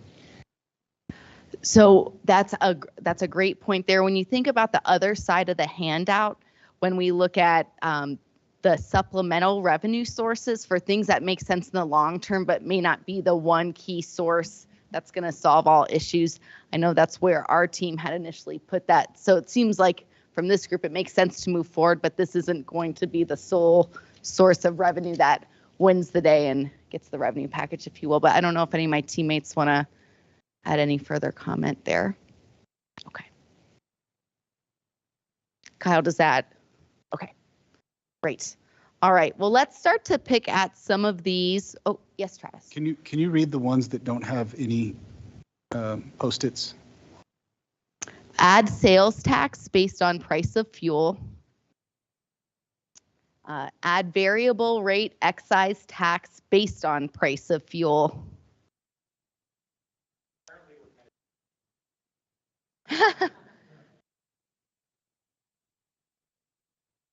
All right.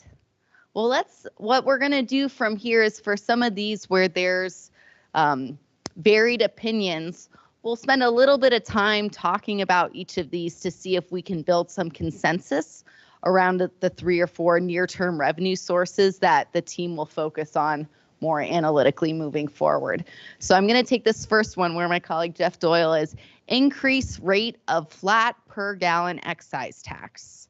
So would an individual who voted up here placed a Post-it or two, care to volunteer? And if no one volunteers, I have everybody's names, so I'll call on you.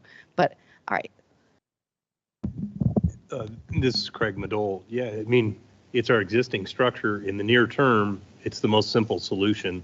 Mm-hmm. And frankly, price of gas went up 50 cents last week. Had nothing to do with funding. People won't notice if you put a dime on the fuel tax every year for 5 years. Yes, Doug. This is Doug Busselman from Nevada Farm Bureau. I guess I put my stickers there because I believe that having that flat tax increase, I think elected representatives have a responsibility to vote and be held accountable for their votes. That's why I don't like indexing, because I don't think it's right for government to continually reach deeper and deeper into taxpayer pockets without having any accountability or any connection to that. Any other reactions, discussion for this one before we move on? All right, let's see. Another one here, this is interesting, and I know there are some connections to another fee idea. So parcel delivery fees. I know one member had a comment about there being even some similarity to rideshare. So I don't know if any folks want to talk about why they landed here on parcel delivery fee.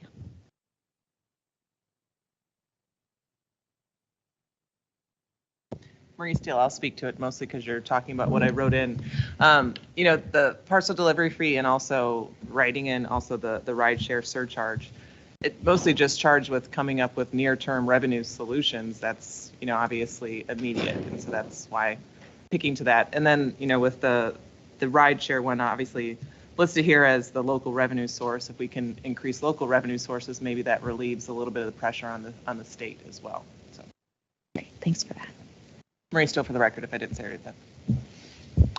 And Kyle Davis for the record. I actually just had a question that could be hopefully incorporated into the analysis, and you may already be thinking about this, but on this particular one, I think kind of my thinking on it, even though I don't think I voted for it, where it might make sense is there is that nexus. It seems like a lot of the cars on the road are parcel delivery or, ride share, for example. But if there's a way to actually substantiate that and see, okay, what if there is a specific, industry or something like that that is responsible, does disproportionately use the road network, that'd be good to know. Because I think that's kind of what we're getting at is like, how do we get at who's using the road the most? No, appreciate that question. These are really helpful for us to get because as we dig deeper into some of these revenue sources over the next several weeks, we're going to take these questions back and hopefully, have some good responses for you there. So appreciate that, Kyle. Any other thoughts or discussion points on parcel delivery fee? Okay. Now let's move to increasing the basic vehicle license fee. Anybody want to comment on why they chose to vote for this one? Still a decent amount of voters here. All right. Yeah, I picked that because there's a direct nexus. Yeah, a lot of people think when they pay GST that all that money is going to the roads, when the reality is it's only $33. So to increase the revenue that goes to our roads when you're registering your vehicle, I think there's a nexus. It makes sense. So, and once again, fairly easy to collect. There's already a mechanism and a structure there. So. Great, thanks. Any other thoughts on this one?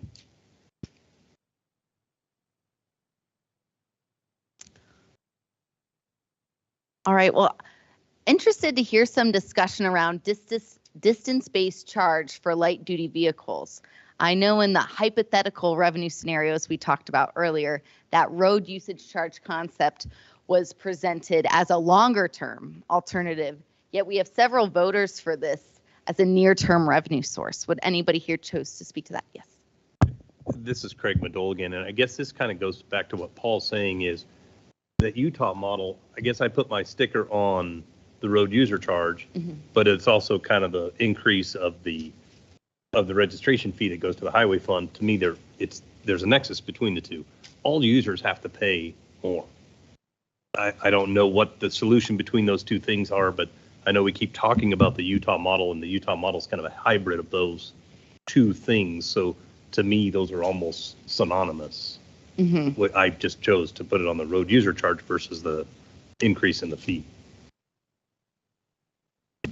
Great. Okay. No, appreciate those comments. I don't know if there are any reactions from the team before we keep. If I could, as you guys look at this, if those are something that you do look at, what I'd be interested in seeing over time is how would you phase out the gas tax to permanently solve the problem into one of those other buckets, so that at some point we have to look at is if there is no more gas tax and one of those, are potentially the permanent solution. How does that work and how does that transition take place? Yeah, that's a really interesting point that'll come through, I think, when we're revisiting this exercise for the long-term discussion. And it was brought up when we were looking at those hypothetical revenue scenarios, and the two RUC was added, but not at the expense of taking away the gas tax. So interesting points there. Let's see, this has been a really helpful discussion. I know there are a few of these I didn't speak to directly because they had a smaller concentration of votes, if you will, but now would be a great time to hear from others who want to make their case or at least raise some comments or questions they had about revenue sources that we didn't yet speak to for exploration in the near term.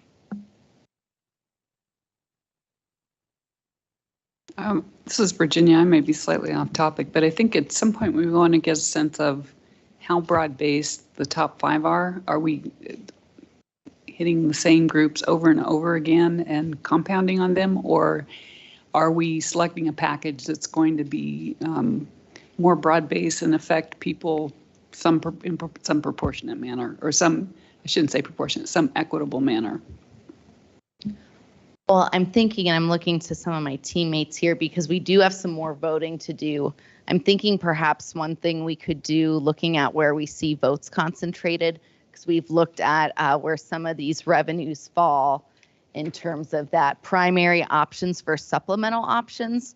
So maybe we can do a quick eyeball of, for the ones that have the most votes, how they fall between those two categories, and report back before we make some final decisions on narrowing down those revenues.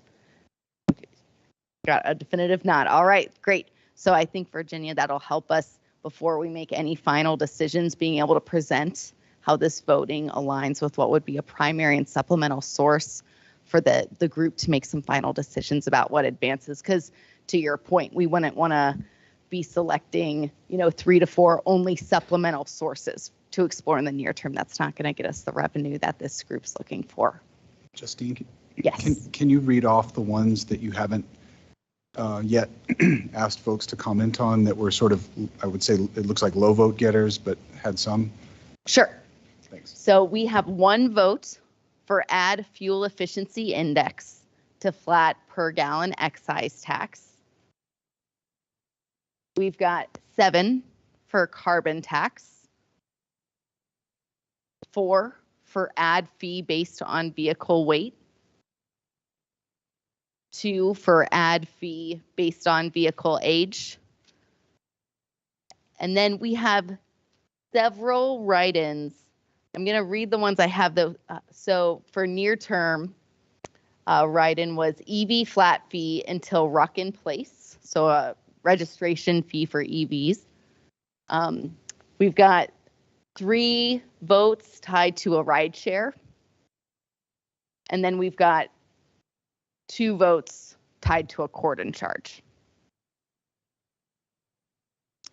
So as our team sort of noodles on this feedback, Travis, I would suggest we go ahead and move this voting to the long term. So we give, oh, yes. Where's the Mpg, add a fee based on vehicle fuel economy rating? I don't think you covered that one. Here. We've got 1 vote for that. Okay. And then the fuel efficiency, fuel tax index also had 1.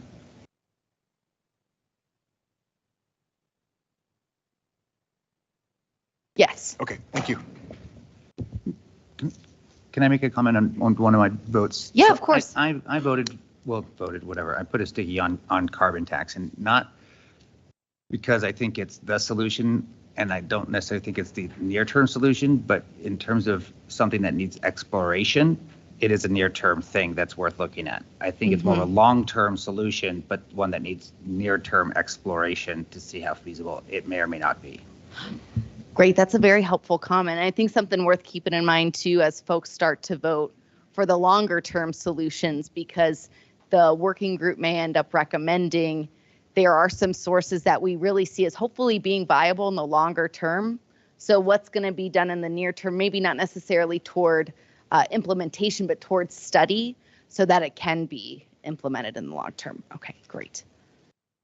Well, I would say let's go ahead and start take 5 more Post-its. We're just going to be focused here on long term. So, excuse me. Yes. Kyle Davis for the record. And maybe I should have brought this up maybe even in our last meeting, but when I'm looking at all of these options and then looking at, what the committee was asked to do, I'm wondering why the concept of taxing electric vehicles as if they ran on fuel based on their Mpg equivalent, why that never made it on a list of a potential revenue source, given that it's a component of the NRDC model that we were supposed to look at. Which one is it then? That's a form of a. But it's not on electricity. It's actually a subset of the light vehicle road usage charge. It's just that the way you set the rate could vary based on a lot of factors, including fuel efficiency. So the NRDC model is to tax vehicles as if they were consuming fuel based on the miles they drove. So mechanically, it's the same as a road usage charge. It's just that the rate setting is different than a flat per mile rate. So it's sort of a subset of that one. Okay. Well, and and the reason that makes sense to me. I guess the reason I asked is obviously doing it one way versus the other are completely different in terms of like, I think of the viability of it. Kyle's 100% right. I mean, there's a difference between taxing the VMT, right? Well, no, we're doing a lot. Kyle, trust me, it was crazy when I put my letterhead on with yours. So I mean, I'm still a little floored by that. And the dance I had to do with my folks was pretty amazing. But there is a difference, between taxing energy and taxing VMT. So, when I look at the taxes on electricity consumed by electric vehicles, I don't see that as a road usage charge. I see that as an energy charge. So, I mean, I do agree with Kyle. There is a pretty big difference.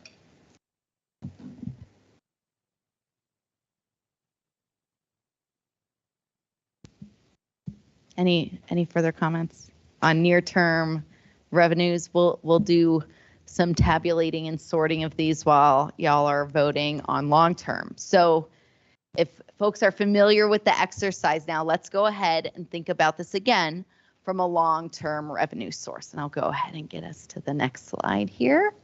So what mechanisms to create sustainable state highway funding in the longer term? So we're thinking 6 years and beyond. Please use 5 Post-it notes. Again, write your name on each one. You can vote more than once on a revenue that you really like, but if I can ask everybody to go ahead, think through their votes and put them here on these 4 pages for the long term. And then we'll do this one more time for the flexible sources. Right now, focused on the long term, as you see on the slide. Everybody's got Post-its. If you need more Post-its, let us know. 5 only. You can vote more than once on a single option. Thank you.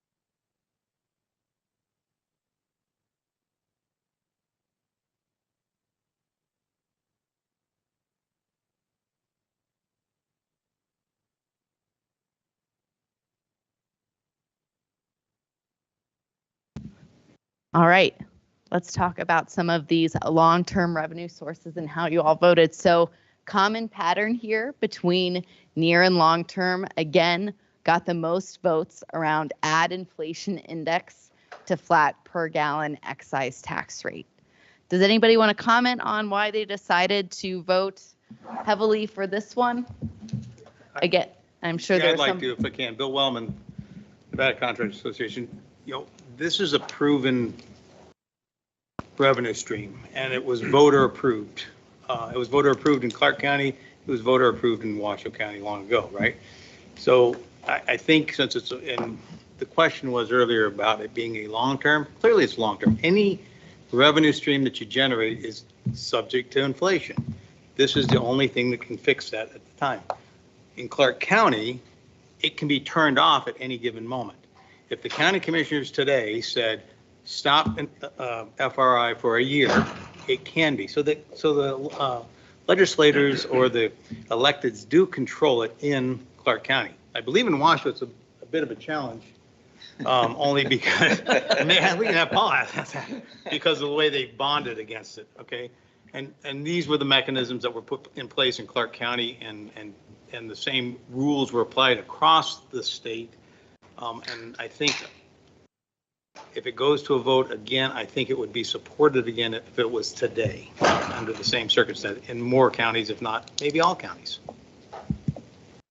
Thank you. Appreciate those comments. I'm going to move on. Interested. So we've got more votes here than from the near-term source for distance-based charge for light-duty vehicles. So I'm interested if anyone is willing to speak that perhaps didn't vote for this in the near term, but did support it in the long term, just to share a little bit of their rationale. Christina?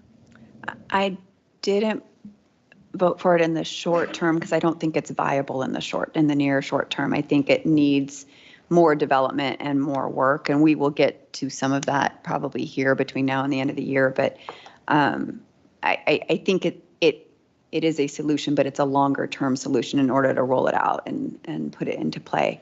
And it's also needed in that longer term solution as the gas tax begins to erode. So.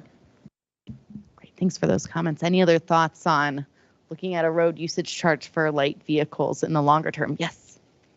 This is Craig Madole. One of the things that appeals to me is we spend a lot of time acting like we are solving an electric vehicle problem. It's not an electrical vehicle problem. It's an alternative fuel issue. We don't know what else is next.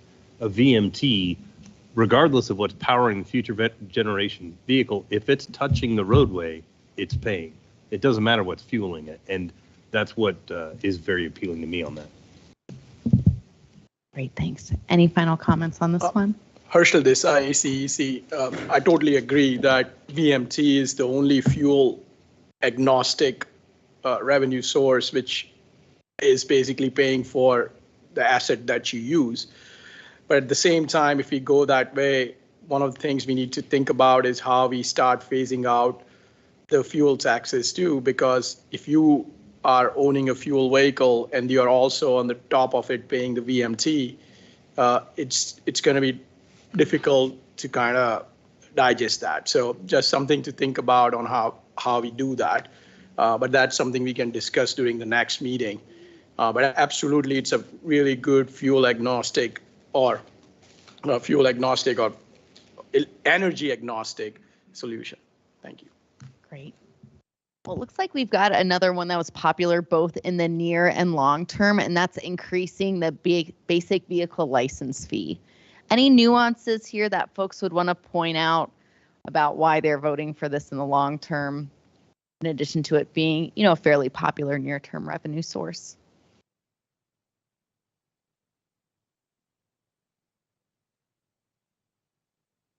Right, I'm sure we can find some juicier topics if that's not one of interest. All right, so we got quite a few write-ins here. I'm going to start reading off some of these, and when someone's really inspired to speak, I'm sure the group would really like to hear about some of these things that got added in. So, land use impact fees, a flat fee for EVs in addition to a VMT RUC. Okay, we've got 2 votes there. Got several votes for a street utility fee. There's also a long-term RUC to address electric vehicles and reduced gasoline diesel consumption. Similarly, because there's a lot in this EV space, taxes on electricity consumed by EVs. Rideshare surcharges, got 3 votes there. And then a different spin, a tax on EVs as if they run on gas, an Mpg equivalent. Yes. I didn't write that in. I wish I would have. Because I mean, I do think, and it's not just EVs. I mean, somebody made the point of it's all fuels. I do think we have a beautiful mechanism today in statute for a fuel tax where you can apply that same type of charge to electricity, to hydrogen, to whatever type of fuel we decide to power our mobility with. So, I mean, I do like that. I do think that is worth some examination. I mean, I do understand, Marie, there are a lot of challenges today with that. But I do think for the future, that is something that we should be looking at. And especially, I'm not sure if it's going to be electricity or if it's going to be hydrogen. I mean, if you're going to ask me what we're going to be looking at as a fuel, I think hydrogen has a lot more viability than EVs do for a lot of different reasons. So, having that additional tax on these new fuels with the current structure we have, I am supportive of us looking at that moving forward. Okay, thanks for those comments. Yes. I liked Julie Butler from DMV. I like street utility and EV electricity usage taxing in it because there are existing collection mechanisms for those right now. I'm not opposed to the concept of a mileage, a VMT charge, but currently there's no collection mechanism for that. And so, that was my rationale for looking at the street utility. It could be passed from the state to the locals to the state. It could be the reverse. What was it? The tax on the kilowatt hours per EV use. Again, that mechanism for charging through the utilities already exists. And so it would just be a matter of working out those agreements between the utilities and the state to pass that money through, rather than creating a whole new mechanism, a whole new taxing structure that doesn't exist. Thanks for those comments. Yes, Kyle. Thank you, Kyle Davis, for the record. This is just a question in terms of your analysis. I assume so, but when I think about these various options that we're talking about, something that I think is really important is the ease of implementation and, what structure exists right now. Will we need a new structure? Can we modify an existing structure? So I'm hoping that that's going to be a big part of the analysis that you're going to do on this stuff. Yes, absolutely. Bringing forward that ease of implementation, certainly a major factor when we're thinking about a near-term versus long-term revenue solution as well. Thanks, Kyle. Yes, Julie. And just to build on that, Julie Reagan, Tahoe Regional Planning Agency.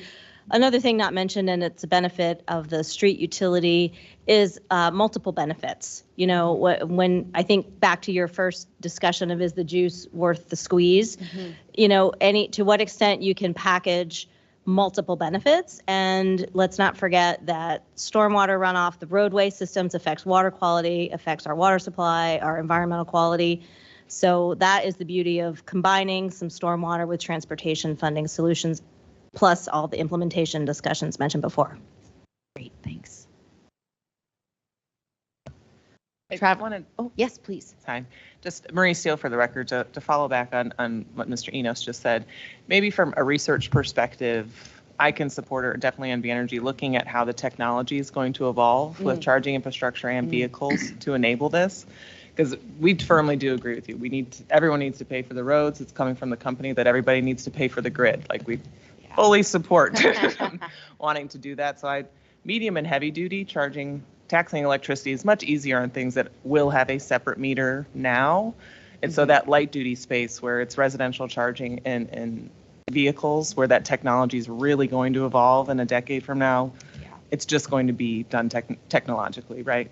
So maybe do a little bit more research. I can certainly support that on when that technology is going to evolve, because I don't want it to come off that NV Energy doesn't support, everyone paying for the road, because that's certainly not where we're at. It's just, there's some issues now. So I'd be happy to help you guys research that a little bit. Really appreciate that offer of support, Marie. We'll take that into consideration. Travis, for the sake of the record, I'll just read out a few of these with the number of votes that were did not receive as many votes, but this is a good opportunity if anybody wants to make their case or, share some thoughts that the team can take into consideration for analysis. So no votes on increasing rate of flat per gallon excise tax, just one on adding a fuel efficiency index to flat per gallon excise tax. We've got no votes here for add sales tax based on price of fuel. No votes for add variable rate excise tax based on the price of fuel.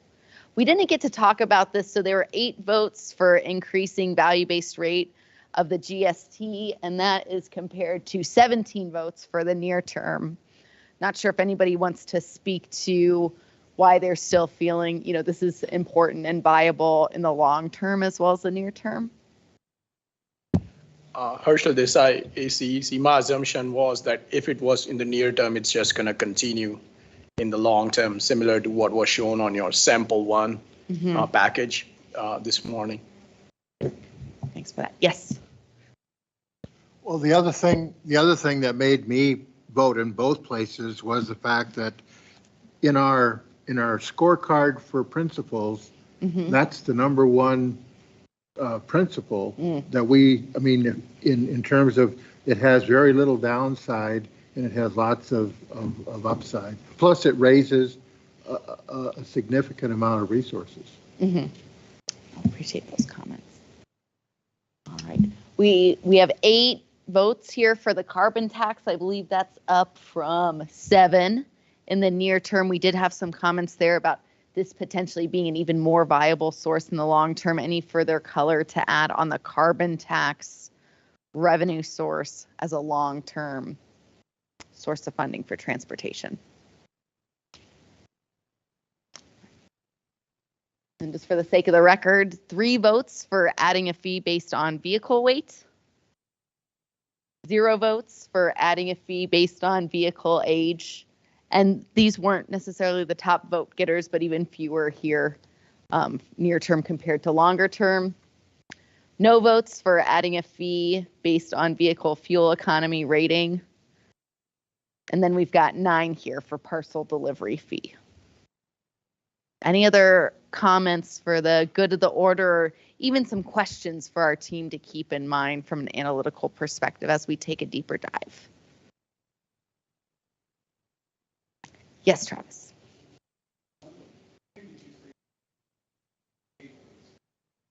Zero. All right, you all, oh, yes. Yes, I don't know if I can hear myself. Oh, I can? Oh, good, thank you.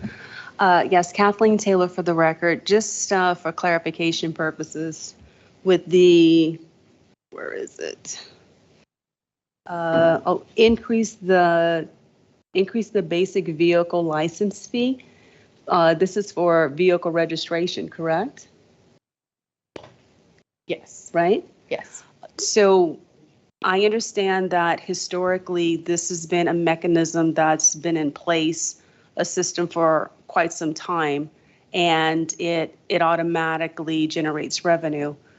My question is, even though this is like a great default and an increase in the continuity of revenue, is it the best approach? Because when we tack on additional fees, it increases registration. Vehicle registration in Nevada is very expensive. So I'm just wondering, even though this works, is it the best way from a consumer perspective? So all of us pay vehicle registration fees, Is that the best approach to generate revenue? Is it being saturated? Is it being too much of a go-to and putting us too much out of pocket? Just a question. I'll just make a general comment on that. I see this as less of a potential mechanism for highway funding and more as a mechanism for helping our DMV be modern and efficient and all those things. I'd rather have those kinds of money go towards the DMV's operations than to fund highways, because it's going to be de minimis in the highway funding. Well, not de minimis, but it's not going to be solve all of our problems in that regard, and it already is expensive, as you say. Thank you. Julie? Julie Butler from DMV. So I think two things here. I think to just increase the annual registration fee from $33 to whatever, that's fairly easy. Where we get the comments, where our technicians take the brunt of this, and where the legislature gets involved is really the governmental services tax. That's where people really have an issue. And if we're really concerned about the burden to consumers, can we do it administratively? Yeah, we can plug in whatever rate for the GST and whatever, and we can collect that, and there's a mechanism to do that and distribute that. But just to your point, Kathleen, to make, if we're worried about the burden to consumers, GST is where it's at. And the last couple of legislative sessions, there's been interest by some legislators to do, installment payments because consumers can't afford to pay the, $200, $300, $500, whatever it is to register their vehicle every year. And administratively, that's very burdensome for the department.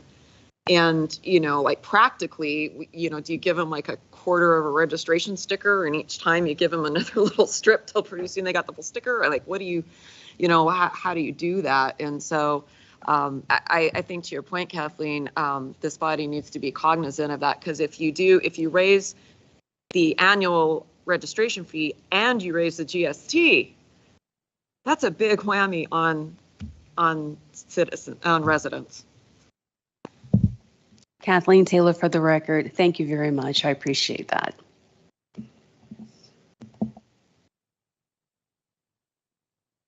Doug Busselman from Nevada Farm Bureau. I think one of the things that would be helpful as you're doing the research and doing the deeper dive that you're planning for the next meeting, I think it would be important to identify what the base is now and then what the incremental increases would be, especially on a county by county basis. It's easy to say, well, this is only a dime, that's no big deal. But if you're in Washoe County and you're already at 90 cents for fuel tax and you add a dime plus, because you're probably going to drive everything higher, I mean, you start developing an understanding of the significance when you factor in what the base is plus what the proposed increases might be. So I think it's important in the research that we get the whole picture and not just the frosting on the cake. I think that's good commentary to have, and I think we all just need to remember the consultant is going to go from here and they're going to make some assumptions, right? Because none of these right here on the wall say 10 cents or 15 cents or 20% or 2%. And that's where I think Travis mentioned we may want to give them a little bit of more of this and less of this. In the near term, we really want to do more X, less Y. But in the long term, we expect those. So they're going to, I think they'll be able, just for expectation management, they'll be able to give us some examples. But then ultimately, it's going to probably be us to kind of poke holes in those examples and be like, you know what, we're really not comfortable with 20 cents. We're more comfortable with 15 cents. And to make up for that difference, we'd like to go from 2% to 5% on whatever. I think we just need to all know, and I'm just, because they're not going to have, the answer is going to be from us and then ultimately from the legislature. So fair point. And I think also with the FRI, they did a real good job of doing the standard driver. And yes, the standard driver across the state is different, but the standard driver, if you find, the driver that goes 10,000 miles a year or 15,000 on this kind of a car, this would be the impact, might be a good example. Great.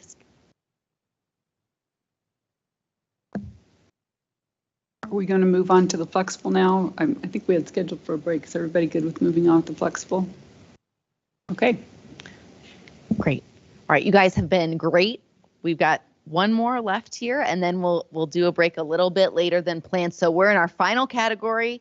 Everybody's got the hang of this now, but of course we have to add in a little nuance here. So this issue 3, mechanisms to fund non-highway needs now and in the future. So we're looking for flexible funding sources. And while you see that the revenues listed up here are similar to what we've had for those other 2 categories, what Jeff was just doing for us here is circling those that are more naturally flexible in terms of ease of being able to fund other sources. Yes, Travis. A way to think about that is if you put your sticker anywhere other than a circled mechanism, you're saying you want to also change the Constitution. So not anything's possible, but something worth keeping in mind. So we'll do this final round of voting around the flexible sources. We'll have a brief discussion. I think this one might go a little bit quicker. And then we'll have some slides after the break to show you how we took all this analysis and came up with the common themes. So all right, final round of voting. Really appreciate it. You guys are doing great.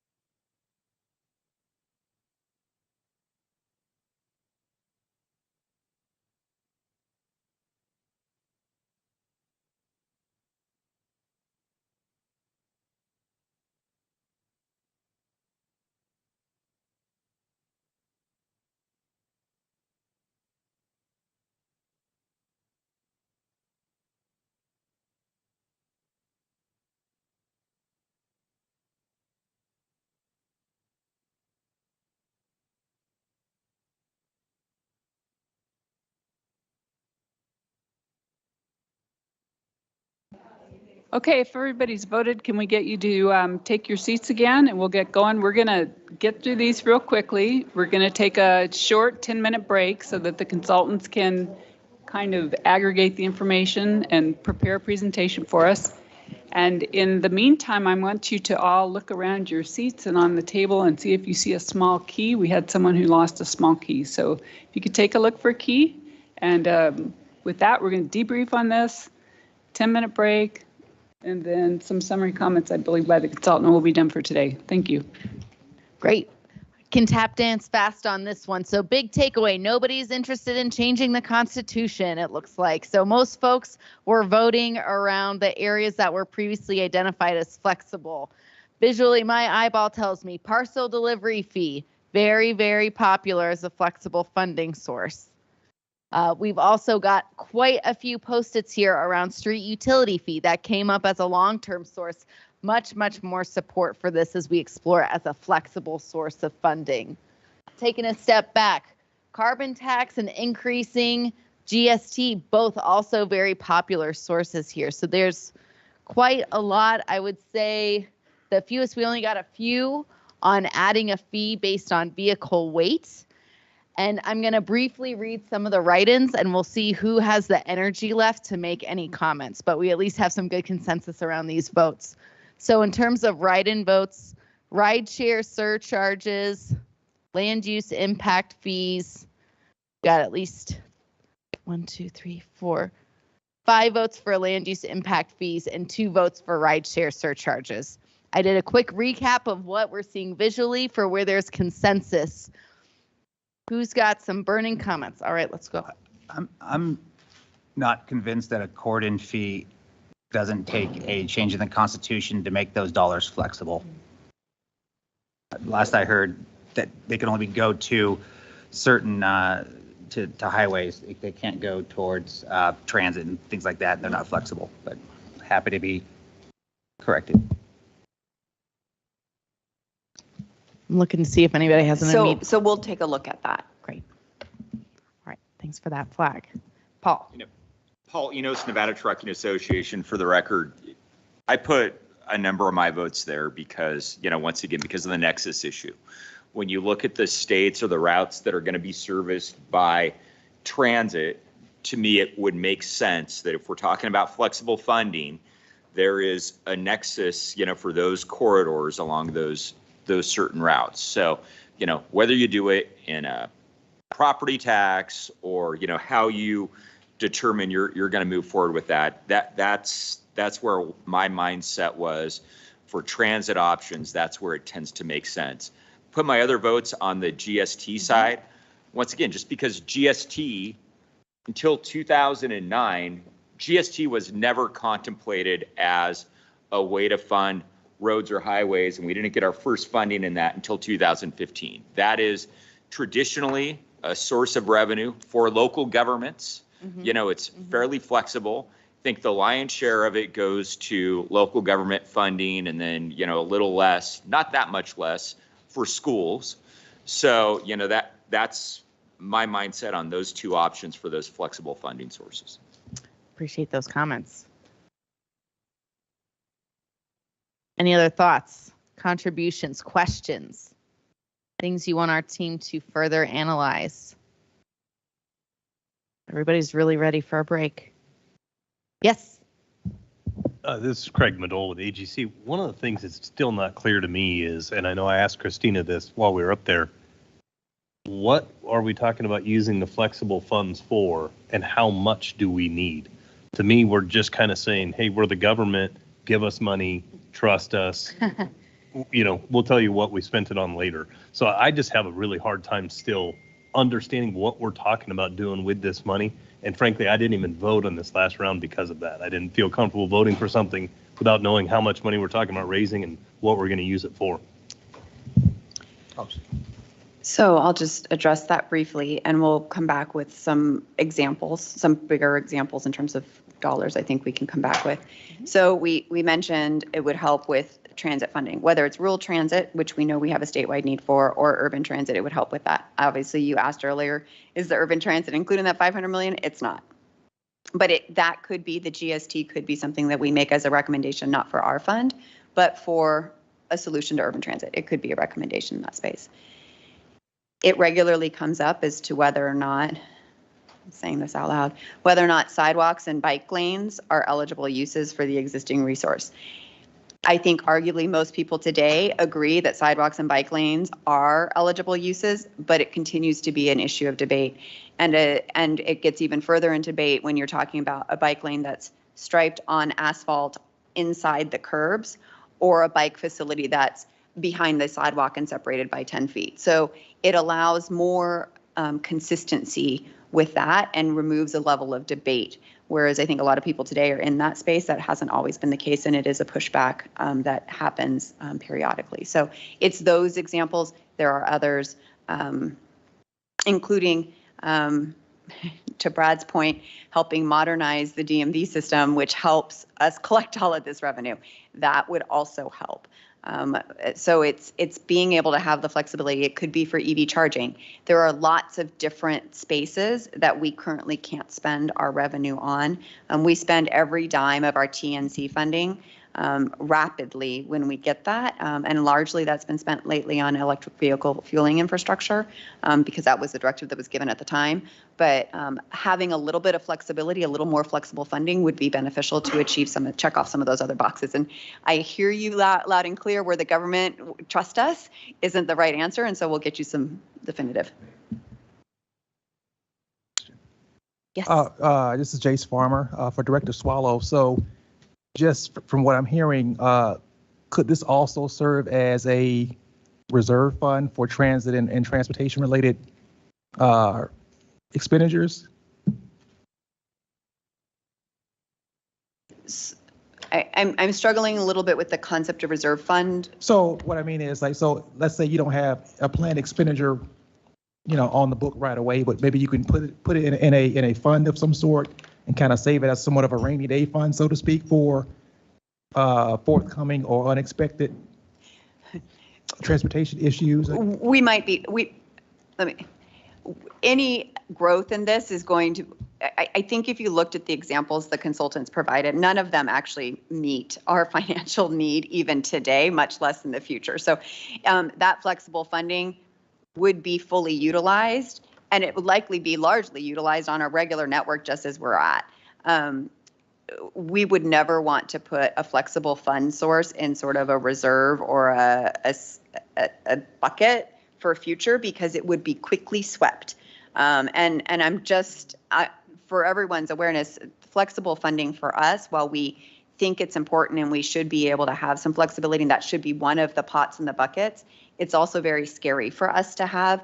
And that is evidenced as by last year, when everybody was trying to figure out how are we going to make it through the pandemic, the GST was swept from, or a portion of the GST was swept from our pot.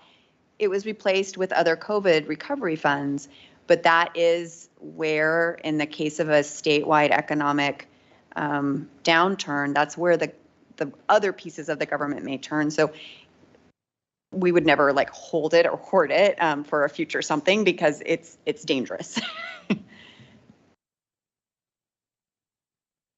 Further comments, observations for discussion? Okay, 10 minutes. So we'll see you back here in 10 minutes. Don't go too far.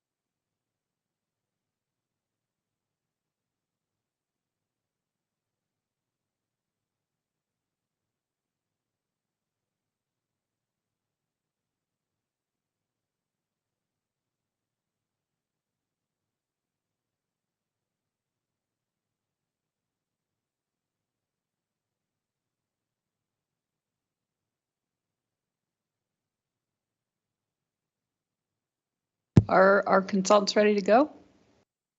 Ready? Okay, great. Let's have everyone take a seat, and whenever you're ready, we'll resume.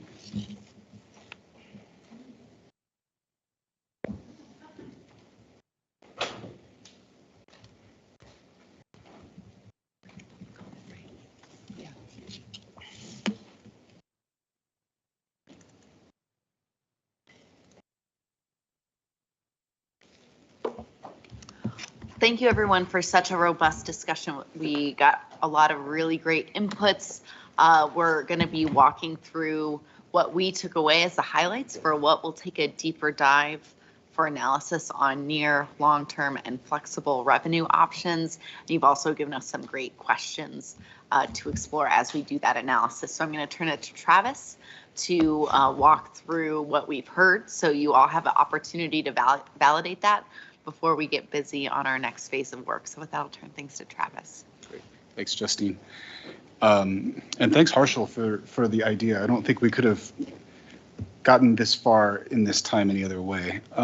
So first, on the near-term mechanisms, we heard consensus around two mechanisms and strong support for continuing analysis, not for enactment. This is just indications of support for continuing analysis.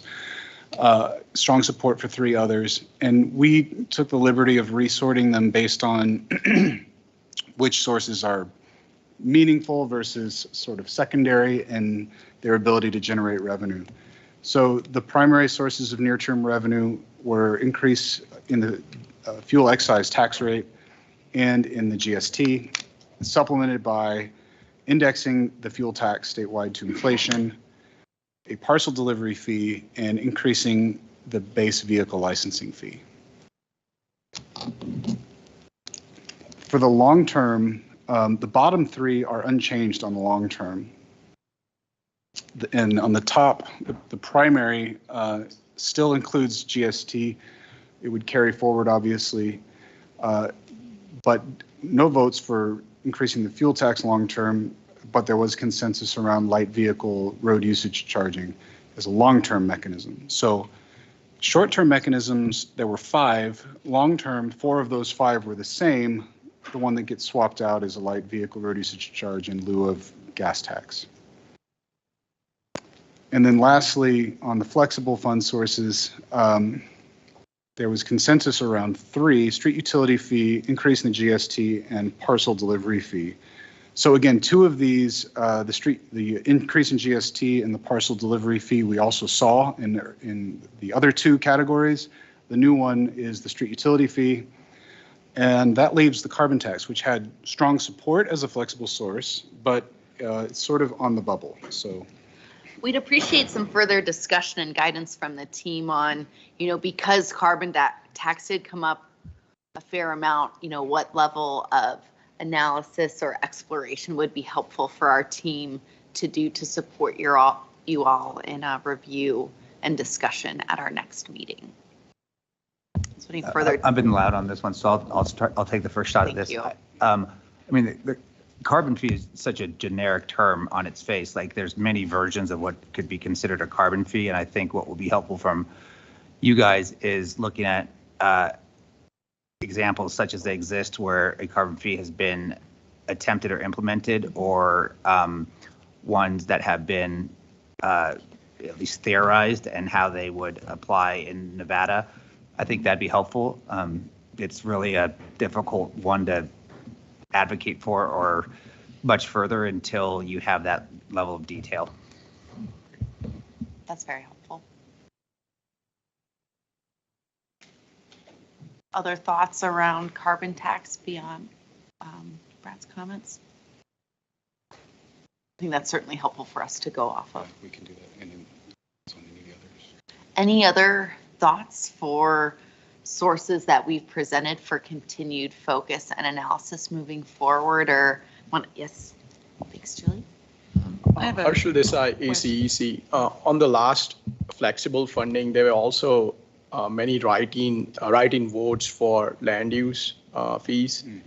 So I just something, and maybe that's related to street utility fee, but just something to look into.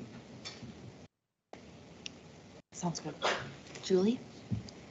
Yeah, Julie Butler for DMV.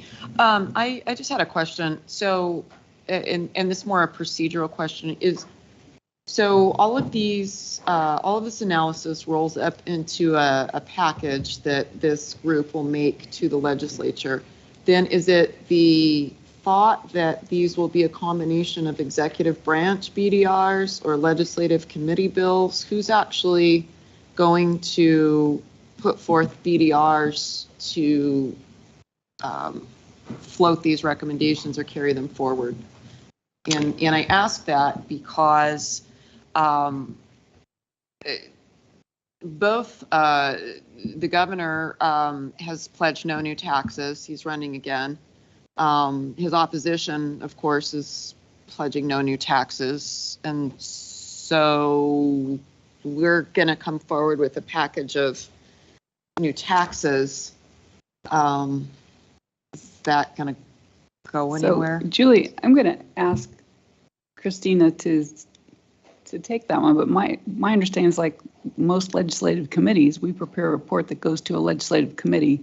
So I don't believe it would come from the executive branch. I believe this would be now taken up by the infrastructure committees, the two representatives we had here today, and then they would decide what to proceed with and what would actually wind up being in a BDR. So I don't know if Christina, you want to add anything to that? Yes. That's what she said. We are fulfilling our obligation to provide a report to the legislature for their action. Whether or not any BDRs come from any other groups or any other parties, that could still happen, but this is a report to the legislature. And Christina, when you say we, who's we? Is it the AWG? All the names of the identified people in the working group and their affiliations? Mm-hmm. Okay. Yeah, so the AWG we were tasked to stand up an advisory working group with all of those things listed on it. And so that is the party that the AWG will be signatory to the report or listed in the report as members and contributors.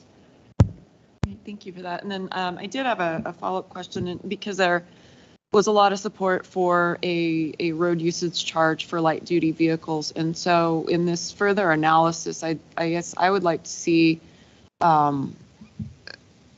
where, an analysis of where that mileage usage is coming from. Because as I mentioned in our last meeting, the DMV data set is not reliable, I don't believe, to base an actual fee that you're going to bill to consumers for a few reasons. It does not take into account mileage that you drove out of state, does not take into account mileage that you might have driven off-road.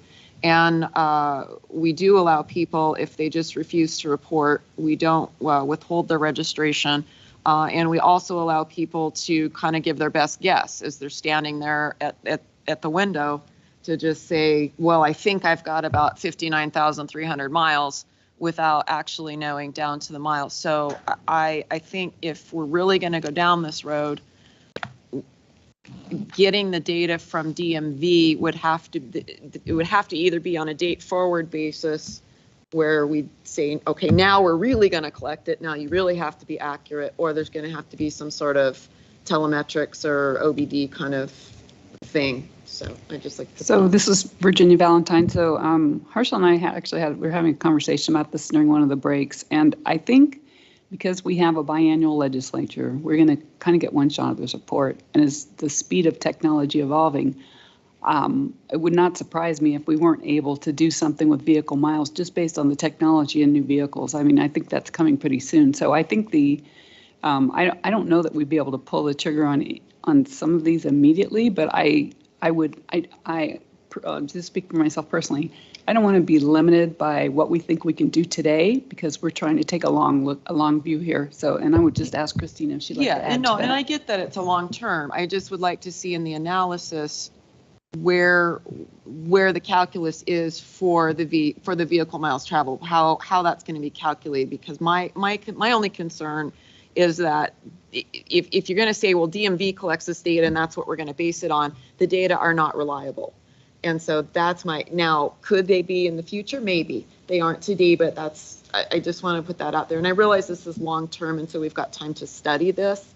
So So there's a lot of studying that's been done on these sorts of fees, and it's being implemented. So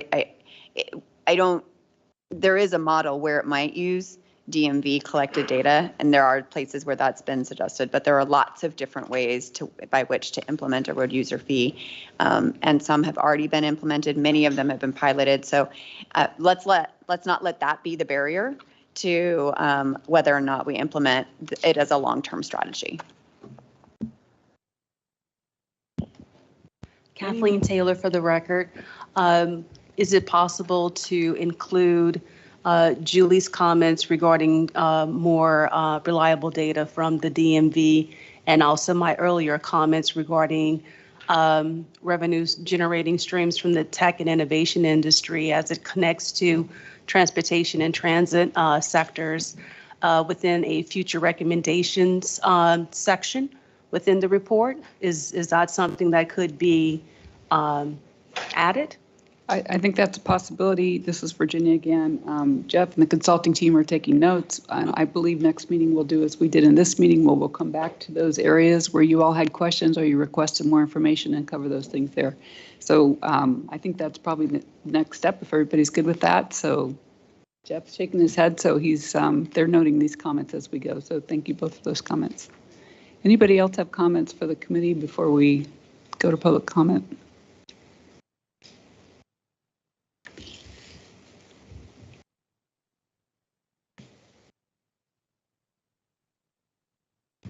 Thank you. Seeing no further comment from the committee, this is the second time set aside for public comment. We ask that any members of the public wishing to speak limit their comments to 3 minutes. Do we have anyone from the public wishing to speak at this time? Yep, you do. Can you hear me? Yes, Good afternoon. Thank you for your work. I've studied and watched all of you speak. My name is Sarah Marks. I am a resident of Henderson. I'm a 25-year EV alternative fuel usage owner.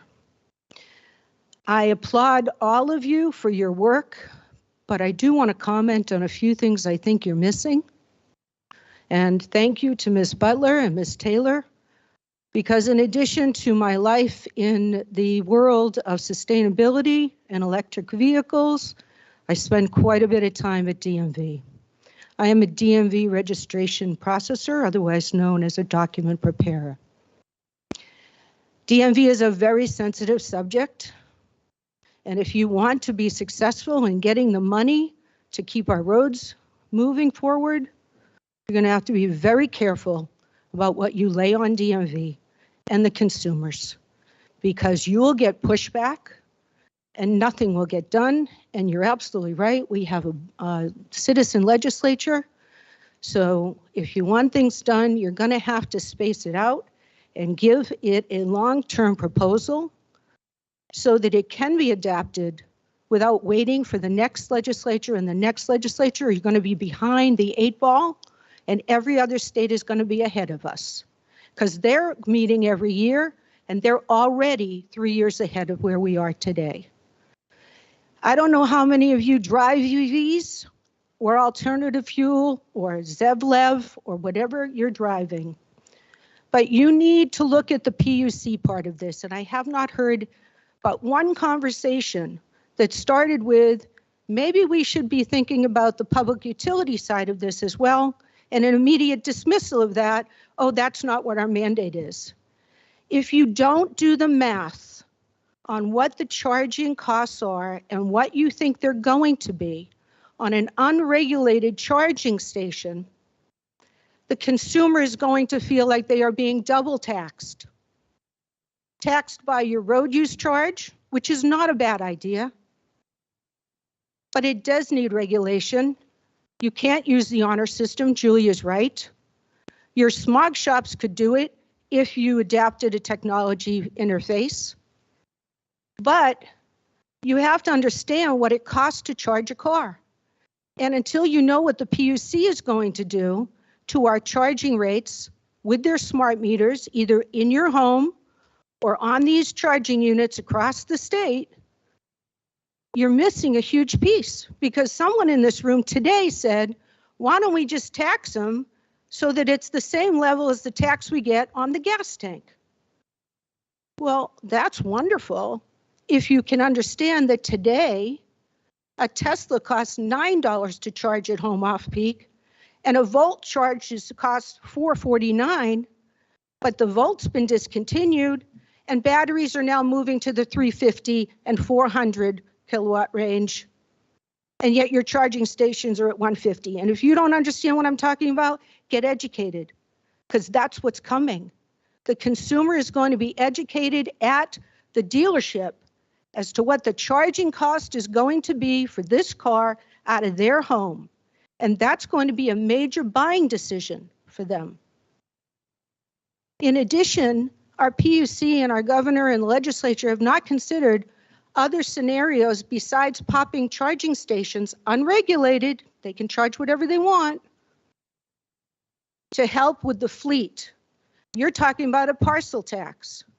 Maybe you should be talking about an alternative to charging stations that allows the small and medium-sized fleets to swap out their batteries. It'll address your sustainability concerns, and it will keep the carbon off of the corridor.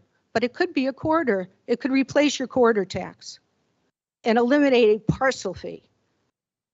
Because just imagine what your Amazon bill will look like and what that will feel like and what that will reverberate from your community when they see that in addition to their Amazon bill, which Prime is free, they got a 10-cent tax from you guys.